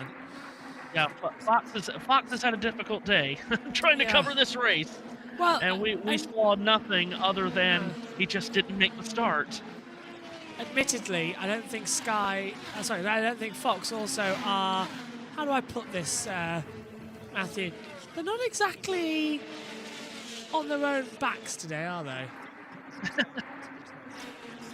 Alexander Rossi just came down pit road, and he has come out in between the leaders, Kirkwood, and his teammate Rasmussen. I'd like to think that Rossi would make it easy for Rasmussen to get by him, wouldn't you, JB? This is a chance for Christian to get by him right here in turn one. But no, Rossi keeps his foot in it, and actually, he's going to roar around the outside and pass Kirkwood. Wow. Go again. That's what we like to see about this. All sorts of mayhem and drama. God, I like this racing action. It's just something, it's just so much more fun and energy that we like to see about it. Well, we've needed more ovals on the IndyCar schedule for a while, and hopefully they won't quit at just getting Phoenix back. Hopefully they'll go more. Sorry, go on. As David Malukas comes to pit road now. And here's Rasmussen in 3 and 4. He's testing the outside. He's way high, trying to get around Kirkwood. Just talked about what could happen on pit road with the ECR team, JB, and being that they have a pit crew that is not up to par with the other major teams, Rasmussen, before it's time to pit, does need to get to the lead and try to pull as big of a lead as he can, and he's going to try again in 3 and 4. He's going to be pushing as hard as he can. Let's take more information from those. No fuel concern. They're just going to push as hard as they can. Oh, Ward out ahead of you. Oh, and now look at this around the outside. We're seeing more runners and runners. That's the 27 going wide. And Rasmussen gets through. So he does make the pass on Kirkwood in turn one. He did that fake again, Rasmussen. We saw him do it on Pato Award earlier where he faked inside, went outside, And faked out Kirkwood, and Rasmussen back to the lead. Kirkwood, I think, is going to come to pit road this lap. He is. He's on strategy B, and Kirkwood's going to pit here with just under 60 laps to go. Final pit stop for Kyle Kirkwood. Go down pit road. Lower pit limit. It makes sense. 58 laps to go. He went over 60 on this set here. But Rasmussen leads once again. Georgia, Kyle Kirkwood's coming down to you. Kyle Kirkwood on pit lane. Brian Herta told me that today was the most confident he's ever seen Kyle for an oval. He got his win on an oval, first win on an oval last year, 2025 at Gateway. He took 4 Firestones down and away. Who made up the most positions that day in Gateway? It was Christian Rasmussen, 25th to... Yeah, Gateway is a perfect example as well, Matthew, isn't it, of how good this racing action's been recently. Yeah, Rasmussen pitting this lap from the lead. They need a good stop here. Jack. He's flying. He's doing things that we can't see anybody else making right now. Overall, this looks like a really smooth, clean start for everyone at ECR. Kevin. Marcus Armstrong stays on a little bit longer than most. He makes his final stop well inside the window here. Takes a little bit longer than they wanted, and this is not going well. He takes an extra couple of seconds, and they're going to lose some track position. Yeah, Rear right did not want to go on there, Matthew, at all. And it wasn't the smoothest on the right front for Rasmussen. They didn't lose a ton of time, but it wasn't the cleanest. Dennis Hauger has taken the lead, but now will come to pit road for Dale Coyne. And we'll see how everything is cycled out through the pit stop cycle. Who is where will be the question. Oh, down pit lane also now coming in the 19 of Dennis Hauger. Kevin Simpson in pit road as well. Jamie Little is standing by for all the action as we now ride on board with the other Andretti. This is going to be, which one is this coming through at the moment? Ericsson, perhaps. Marcus. No, I beg your pardon. This is Kirkwood. Trying to find the inside, and he's gone through on the 77 of Stingray Rob. Oh, and Rasmussen right behind him. And wow, twitching. And twitching. Whoa, wow. Rasmussen fighting that wheel because he had a car to his outside, and he was right behind Kirkwood. So Rasmussen has lost positions on pit road again. That Ed Carpenter Racing pit crew just cannot hold serve on pit road, JB. And Power, Award, and Kirkwood have all gotten ahead of him. Still looking on the inside. This is going to be battle with 53 laps to go of this race. How much have you got inside? Power's now leading. Cycled to the lead, yes. So they had a magnificent pit stop on the 26, and Power is not only shot to the lead through that cycle of stops, but he's opened it up on Pato Award by about 2 seconds, more than 2 seconds. So it's going to be Power, Award, Kirkwood, then Rasmussen. So Christian Rasmussen again, JB, losing a lot of time on pit road. They just can't hold serve in the pits today. No, so it's still down to Rasmussen when he's out there on the circuit to try and capitalise on time back, and that's the hard part of this all, to try and get going. And poor Christian, he's going to have to push. Power trying to get around the lap car of Renus VK. Wow, and not leaving a lot of room for error going around the outside of VK. But Power is through. And we now start the 200th lap of this 250-lap race. Rasmussen is just past Kirkwood. So that puts Rasmussen up into the 3rd position as he gets by Kyle Kirkwood. He is 1.6 seconds behind Will Power, the leader. He is not too far at all behind Award as Power lunges up on Mick Schumacher coming off turn 4 with 50 laps to go. And here he comes, Power, going way up to the barrier, taking so much risk in order to try and lap Schumacher. Now, that was not the wisest decision to do. That puts his car in an unnecessary risk, and you already saw the accident he had in qualifying through a similar high line at turn 3. And Rasmussen is just past Award now. There we go. Golly, he's wasted no time getting up to 2nd. And he's making up all of that lost time on pit road up. Look at this, JB. He is flying through turns 1 and 2, reeling in Will Power. He's only 5 car lengths behind him. He has made up 2.5 seconds in the blink of an eye. Rasmussen on the back as he comes through turn 1 at the dog leg. Down gone low. He's already harvesting. You can see it's a great track, Phoenix, for harvesting that hybrid power, because as soon as you lift off, the battery starts recharging itself, and then you bang straight back on. And again, this Ed Carpenter Racing, they only basically want to tune, well, good cars for ovals. It's an oval expert running the team. Of course they're going to be good. He's all over the back of Will Power. This feels very personal here tonight. Yeah, you're absolutely right about Ed Carpenter Racing. We talked about it earlier. Ed Carpenter is an oval master. He always has been. He knows how to set these cars up. But now Rasmussen has caught him. Power's going to do everything in his power to defend, put dirty air on the front wing of that 21 car. These two have about 2 3/4 seconds on Pato Award. Look so at him, this look at him, is he's pulling the it. private battle for the lead. And Rasmussen again loads it up around the outside of 1 and 2 in the slipstream of Power down the back into 3. He doesn't have a move here.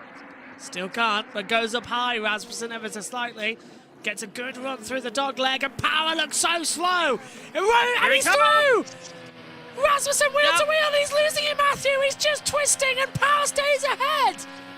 Gosh, it is so sketchy, but it is so good. So brave from Christian Rasmussen, who's going to dive it into 3, and he's going to let it fade up off the top of turn 4 and try to get this run through the dogleg again and go into turn 1. Can he do it this time? Right underneath the rear wing of Power into turn 1 for the lead at Phoenix. How close is it going to get? Power tries to squeeze it. He does squeeze it. Rasmussen in the wall. Power's got problems. Power's slowing. Oh, he's got a flat tire. He's got a flat right rear tire, Will Power. Caution's out. Caution's coming out. There's too much on the circuit. The yellows are out. So, is Rasmussen going to get away with that? Well, Will Power again. That's all on him. Why did he block so much? Yeah, nothing Christian could do. That is all on Will Power right there. He squeezed him. He elbowed him completely out of room and into the wall. So Power limping back to pit road. But how much damage does Christian Rasmussen have? Because he hit that wall pretty damn hard, JB. Yeah, here we go again. So coming up high, Rasmussen gets the toe and then just loops it into the wall. There's absolutely nothing. It's Power. Power just didn't know he was there. Rasmussen had nowhere else to go. Well, I think he knew he was there. I think he knew exactly what he was doing, Will. And just, that's a bit naughty from Will Power. Just trying to drive through on the inside, yeah. The Formula 3 race has started, and Omi is in commentary on that one, and he's got audio. I think Rasmussen might just get away with that. He hit the barrier square on. Power's away now. Have to wonder. And this is Rasmussen Radio.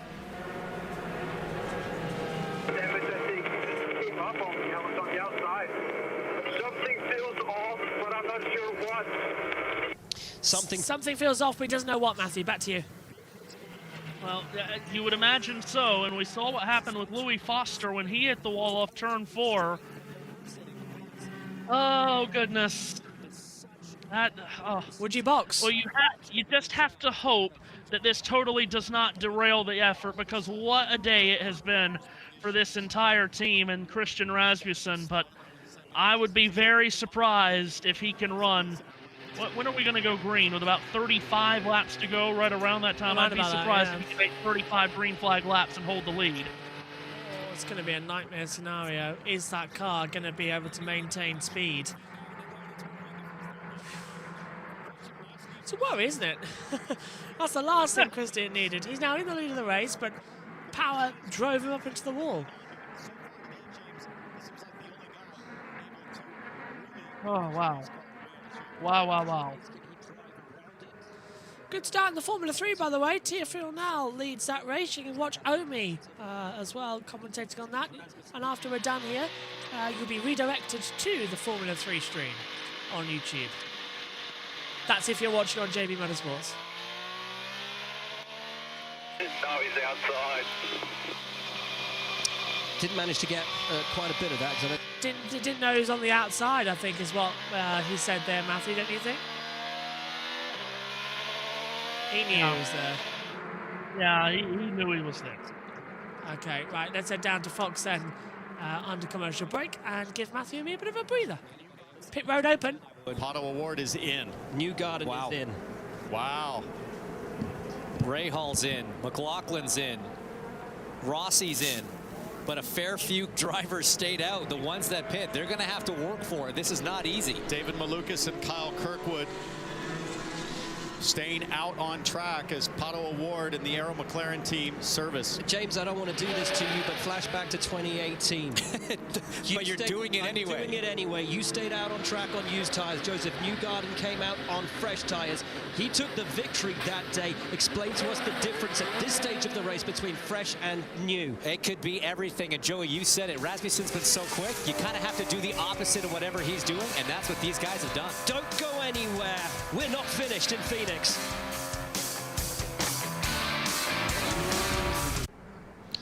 Wow. There is so much to unpick in that. Will Power didn't know that Rasmussen was on that high line. Yeah, you can say he's got to give him a bit of room, but that is a high-risk move from Christian Rasmussen. Did he get his timing right? Was he going to benefit there on the outside? Did he get enough of his car where it needed to be?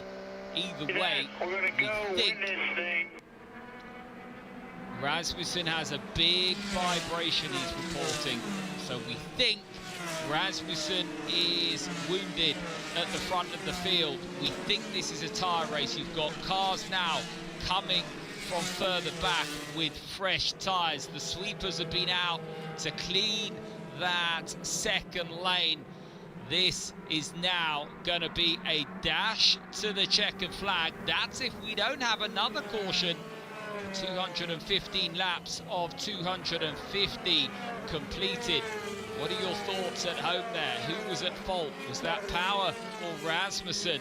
But either way, it was a masterclass up until that point, as it was with Scott Dixon, in how to manage with a faster car behind. Will Power, Scott Dixon taking the air away from Rasmussen. The spotters helping them with where Rasmussen is, but more where Rasmussen has been. They knew and saw where his car was quick. And Rasmussen getting frustrated there behind Will Power. And in the end, Power's had to pit with a puncture.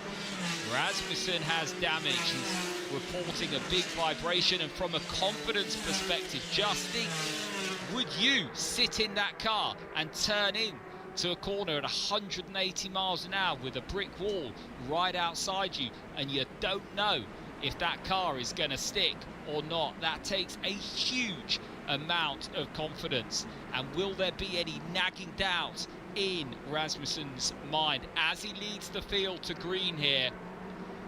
I'm sitting on the edge of my seat. I'm standing up as well. There's a storm brewing outside the circuit. I think there's a storm brewing in the circuit as well. I like to see Will Power's thoughts when he gets out the car. Never one to hold back. Carl Kirkwood though, and David Malukas back up to third. They're going to be chasing Rasmussen down when we go green.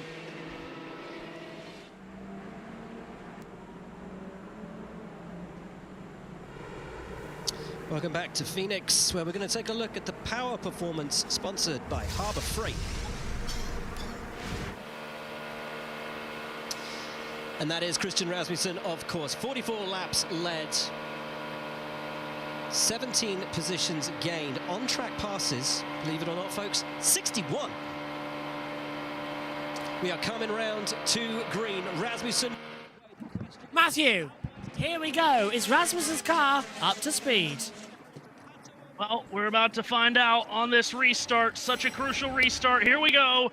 Green is out. Rasmussen gets a great jump on the field, doesn't he? Yeah. He sprints away from Kirkwood, Malukas, and Dixon, and Rasmussen into the first turn here at speed with just north of 30 laps to go. Ferrucci making a couple of moves on the inside line as well, down through one. Look at that, Award. Newgarden Rahal way ahead of Dennis Hauger, who's dropped back down to 11th position. Newgarden trying to look on the inside now of Rosenquist. Award's already dealt with him, I want to say. Stingray Rob in the mix of that as well, getting lap traffic. Rasmussen leading, Kirkwood, Malukas, Armstrong, Dixon, and now that everyone who pitted on fresher tyres starting to make their way up the field. What a great little battle that's turning out to be. As whoa, look at the difference between new tyres as Rahal sits right round the outside. That was fantastic.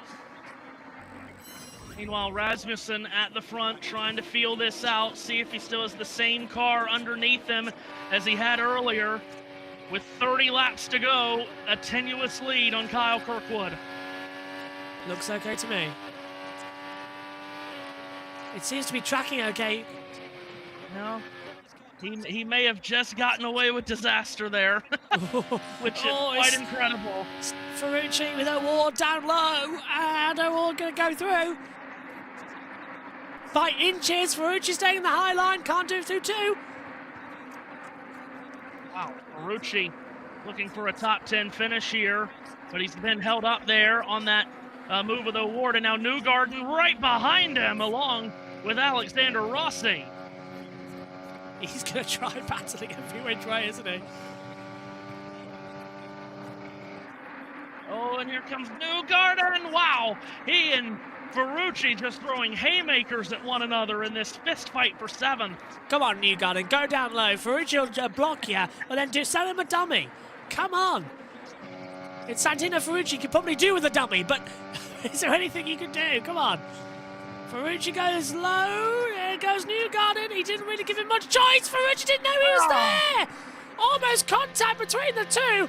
Santino. Old habits die hard. Yeah, I tell you. Wow, and now he's going to get passed by Rossi. Who's he spotted today? Stevie Wonder? Here comes McLaughlin now trying to pass Ferrucci as well. So Ferrucci's falling outside the top 10 through that sequence. Getting a tow. We're watching on board now as O'Ward looked to the inside. Can't make the move. This is on Marcus Armstrong for 4th position. O'Ward running in 5th for 5. 5 is 5. Well, who does everyone hate? Top 5 in 5 of the 6 oval races last year. Pato O'Ward did. Trying to get another oval top 5 here, and really trying to move up to 4th. A quick dart to the inside of Marcus Armstrong, and makes the pass on the approach to turn 3. Pato's up to 4th. Very nice lunge on the inside there. That was not predictable, but nice. It was a surprise attack, and that's exactly what he needed to do. And now he's going to just keep the momentum on board with O'Ward. Everyone's struggling with the exit of turn 2. I wonder if that's to do with the NASCAR grip that's on there. Do you remember when we came here originally? The little apron strip we had through turn 1 and 2 used to really affect the cars here. Well, they've done a good job today through the Goodyear rubber, and of course earlier in the week General Tire rubber put down by the ARCA series cars. Goodyear rubber for NASCAR, Firestone of course for INDYCAR. Haven't seen, massive issues with it. And I hate to say, but they haven't really sold out Phoenix, have they? There's not many people in the grandstand. Yeah, I was hoping for a bigger crowd for the Saturday action, honestly. But a lot of campers, of course. Yeah. A lot of campers on the backstretch, as well as you can see. But the main grandstand not really filled out the way you want it to be, which isn't really making IndyCar look good on its grand return to Phoenix. Or in turn 1, though. Still, let's see if it's going to be any better without NASCAR. I don't agree with what Pato was saying, and Pelot to an extent last week, Matthew, about how, I don't like it being a secondary race, a junior race, but IndyCar's fallen off in popularity massively in the States compared to NASCAR, which is arguably now growing. If anything, IndyCar should be trying to tap in with that. No, and I don't agree with that comment that he made at all. I think it's great for the race fans to be able to see these two great disciplines of racing on the same weekend without having to travel to both. I think it's great. Still, though, I want to get a hold of whoever designed that graphics tower and just take them into a dark room with a baseball bat, because it is horrendous, isn't it? It's just so much empty space. It is bad. Pato trying to reel in Malukas here. If Pato could get by Malukas, he might have something for the top 2. Rasmussen hasn't pulled away from Kirkwood, has he? It's only a third of a second between Rasmussen and Kirkwood. Not much running between them. I mean, can't we just have the NASCAR graphics pack? They're great for Fox this year. Oh, they're great. Yeah, I don't know why they just don't run the same things. It makes no sense. What's really weird is that they're sharing the same booth as well today, aren't they? Yes. So, I saw a picture of Mike Joy holding a lip mic earlier on, and that blew my mind. Because Buxton uses a lip mic, which I've got here in the booth as well. I'm not using it, because I don't use it for the American ones, but I have it for Australia coming up later. It just blows my mind, really. Rasmussen still leading. We're on board with Kyle Kirkwood in the Andretti. Now we're on board with Rasmussen in driver's eye. Oh, he's really... To be honest with you, the aero screen, it's not as bad as I thought it would be. As we're now seeing our first driver eye shots. It's quite good, isn't it? Not too worrying. Oh, he's still sliding. Oh, goodness gracious. Oh, and he got close to the wall off turn 4, Rasmussen. That brought the... Can he just hang on for dear life for 15 laps? Yeah, brought the 3 tenths now, now 4 tenths, so he's closing in again. Is Kyle Kirkwood. Oh, there's someone in the barrier in Formula 3. It's the name I can't pronounce. I'm glad Hermie's commentating on this one. Oh, Kirkwood's there on Rasmussen. Rasmussen hasn't been able to pull away as he has most of the day. You have to wonder if that damage with the impact with the wall has hurt him, but Rasmussen is most certainly not in complete control of this race anymore. Kirkwood is right there. Oh, here we go. Rasmussen, I wonder if his tyres going 44 laps, but he's had no one else in front of him to save tyres. He's just literally been pushing out front, whereas Kirkwood in second has been the attacker, but he would be saving a load of systems and a load of data throughout it, so it's not as bad as you think it is.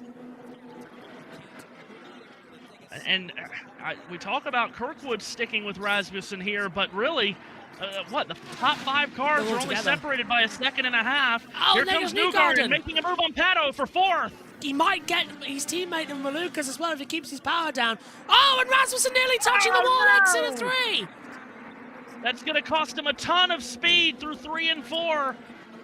Oh, Rasmussen is really fighting this race car right now. He is struggling.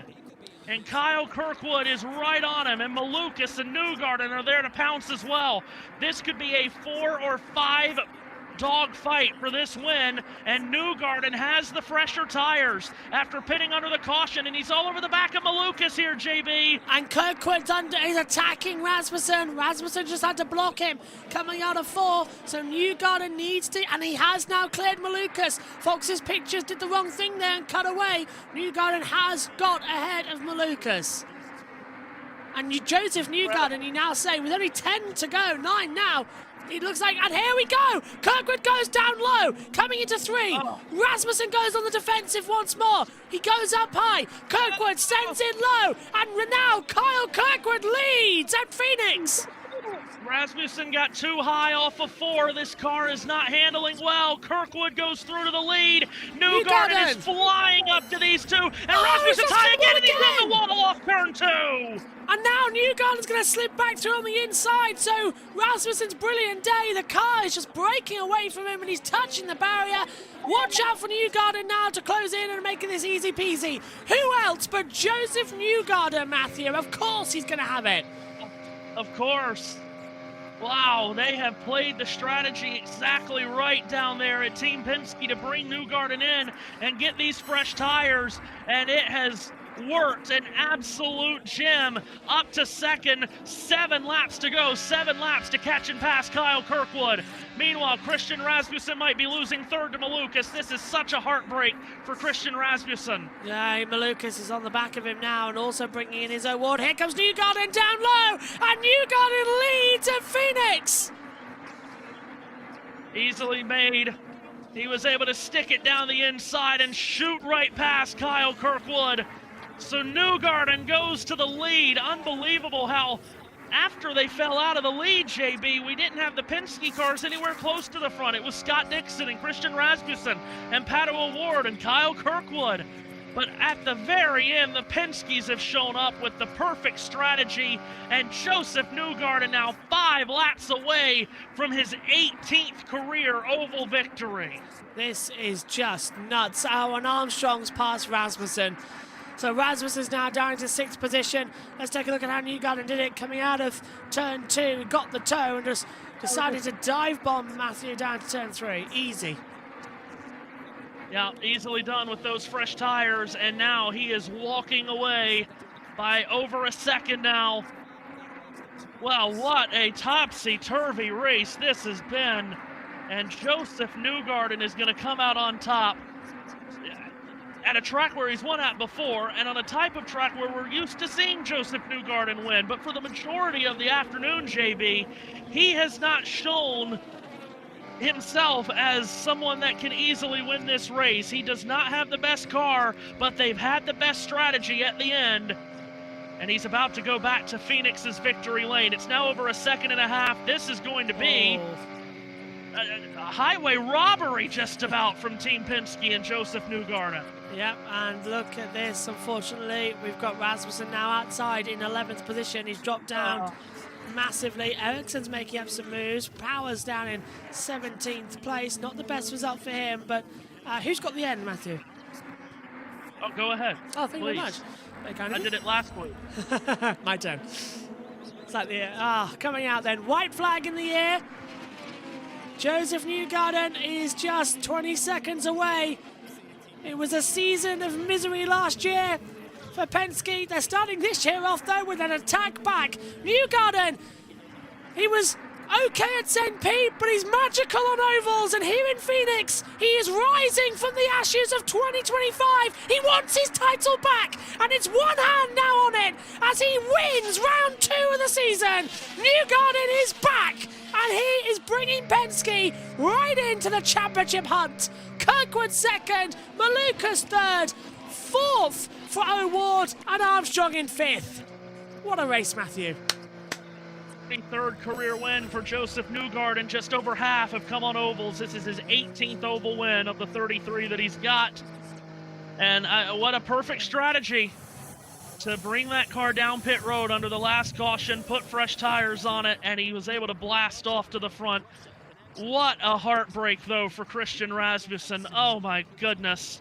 He ends up finishing 14th on a day where he was the best one here. He was the best one here, and that is so heartbreaking for him. But my goodness, is he going to be a gem to watch on these ovals throughout this season and assumingly through the rest of his career. My goodness. Do we sort of say, if it's possible, that Rasmussen only had issues because of power?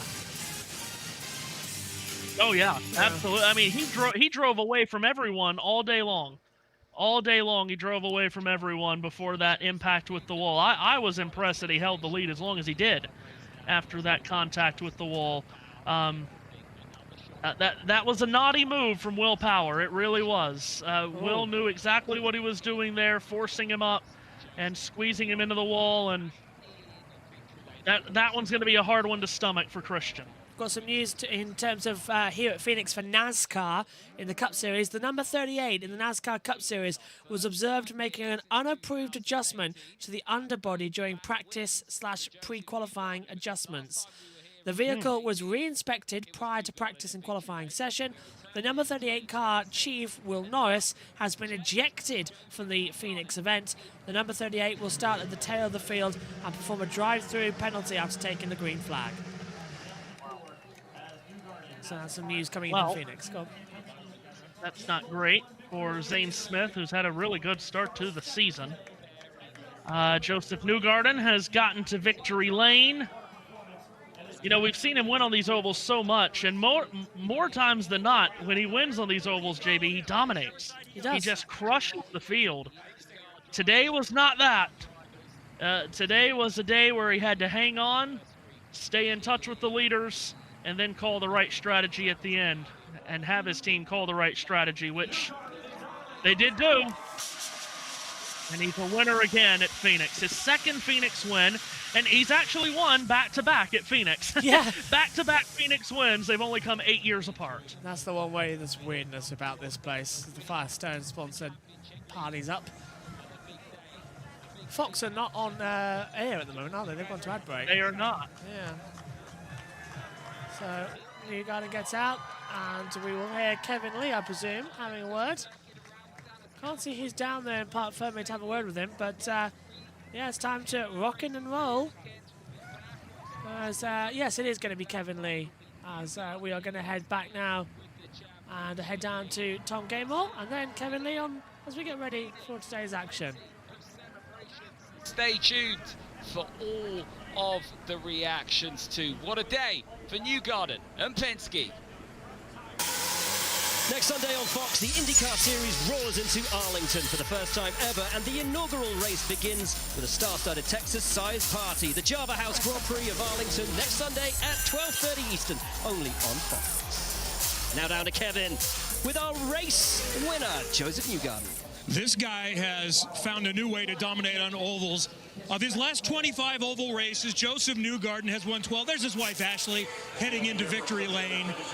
And after the misery that you went through last year, you've won 2 of the last 3 races now. Are you firmly back with this 2 team? I'm just very surprised. I mean, look, it's only been a race since we haven't won, so it's not like it's been a while, but I just, in the middle of the race, I don't know that I was fully believing that we had the capability to win.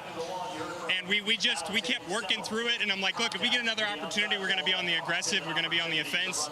We took tires, and the thing was like a rocket ship when it needed to be. It was right at the end of the race, so hats off to the whole crew. Expel back in victory lane. We had them in 2021, Team Chevy, so I'm pumped. I love to be here in Phoenix. I'm so happy we are here. This is, this is an IndyCar track. I think people that know the history of the sport know this is an IndyCar track, so to be here with NASCAR is fantastic, but we got to be here as well, and I love being here with this crew. It's early going, but you're in the championship lead again. What does momentum mean? Do we really have the lead? I mean, it's 2 races in, so I wouldn't read too much into it, but look, momentum's a big deal. I don't know. It's very difficult to understand how things work. Sometimes things go against us, sometimes they go for us. This was just great execution by the team. That's all. Simply as that. It was a good car, great execution. They won this race today. Congrats. Win number 33 for Joseph Newgarden. That championship lead is meaningful because it's been over 620 days since anybody other than Alex Palou held that. This, the moment of the race, and ultimately it was the one that led to Rasmussen's damage that dropped him down the field. One can only wonder what might have happened had that damage not occurred in the contact between Will Power and the driver who had overtaken 61 cars up to that point. Georgia is standing by with, I'm sure, a very disappointed Christian Rasmussen. There are a lot of emotions, a lot of feelings going on with Christian Rasmussen right now. You just saw the moment of the race and just disappointment across your face. But I'd like you to be the one to describe what you're feeling right now. Yeah, I mean, I think it's very clear what happened, right? We were the class of the field today. The best car out there. I was so happy with the car, and yeah, you can't just run people into the wall, which was what happened today. He ran me straight into the wall, and after that I had damage, and I was just, I think, like lower wishbone front, upper, lower wishbone on the rear, and a toe link, which obviously some of that was probably from after, but the car was just impossible to drive after that. And yeah, I just did what I could to salvage a day and not crash the car, but just frustrating, man, so frustrating, because we should have won the race today and obviously didn't. But regrouping for Arlington, to Arlington for Christian Rasmussen. Oh man, the absolute abject disappointment. You can see the heartbreak in him, Joey. I mean, Matthew, I don't want to say it, but he should have won that race, and Will Power, it's his fault, really. And I know that's a lot of blame, but that is hard to swallow. That was his day. He was the dominant car all day long. I mean, he carved his way through traffic all day. When he passed guys, he blew past them and pulled away. And yeah, that is a heartbreaking way for him to lose that race. But we're going to go on throughout the season. Indianapolis, Gateway, Milwaukee, all of these ovals that we're going to run on throughout the season. You best believe Christian Rasmussen is going to be a threat to win all of them. Let's go down to again. Join David. Which you're sharing with your teammate. You must be pretty satisfied with today. Yeah, definitely really satisfied. I mean, with the way that race went, it could have gone either way, and things really did play out for us in the end. Obviously, congrats to Joseph. I mean, they decided to do the new tires on the strategy at the end, which paid off for him. But, I mean, it still wasn't easy. He had to pass a lot of cars. So, really happy with everybody from the team, Verizon, Chevrolet. That last set, man, I don't think I've ever pushed the tires so hard and was drifting. I mean, turn 1 and 2, I think I was 90% sideways. So that was, let's just say I'm going to sleep really good tonight. Congrats, man. Maybe your new nickname might be Sideways Dave. Sideways Dave. Yeah, there we go. Thank you. Finish for Kyle Kirkwood. There was definitely a split strategy there. Did you guys consider coming in on that last caution? We thought about it, but we were talking about it and the pits opened, and you know, that was the right thing to do at the time. You know, it was only a couple laps there. I think if we would have got around Christian earlier and stretched out a gap, I think it would have been hard for Joseph to catch up to us and pass us. So you know, I'm really happy with this Chamboulian Honda and the Andretti group. They did a phenomenal job all weekend long. Right, we didn't qualify that well, but we got the car to the front, finished second, and had a really good shot at winning. So I'm extremely happy with our performance today. We'll definitely take it. We'll definitely take P2 in the championship. And shout out to Michael at home, my Honda tech. He had to take off for a family emergency. So thank you for all your work this weekend. Sorry I had to leave this morning. Great job, Kyle. Thank you. It was a great job from Kyle. We don't always expect, or haven't always expected, Andretti to be so strong on ovals, but Penske won 3, Andretti P2. Great result from him. And without the issue for power, he would have been up there as well. So a great comeback from Andretti Global on these short ovals. Oh. Veteran job. You know, throughout the whole thing, he just had good speed, but ran a smart race and put himself there when it mattered. Party time and podium time, Matthew. David Malukas, his first podium for Penske. This is looking good for him, isn't it? Or is it second? Where was he last week? No, outside. First podium for Penske. Go on. First podium for Penske. He has 6 career top 5s. They've all come on ovals. He is always a threat on the oval track.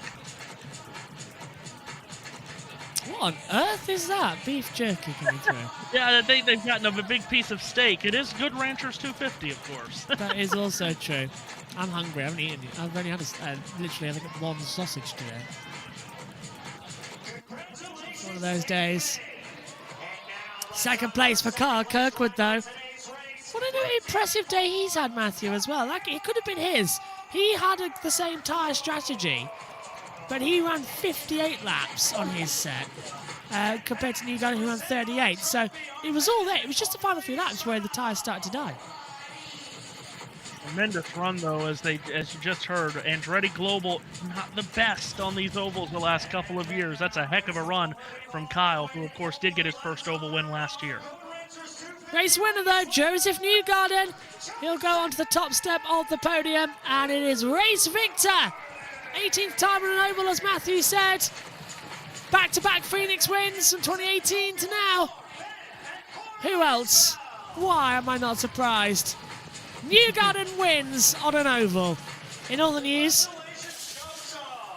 sky is blue. Danica Patrick's fired. And yeah, basically all good.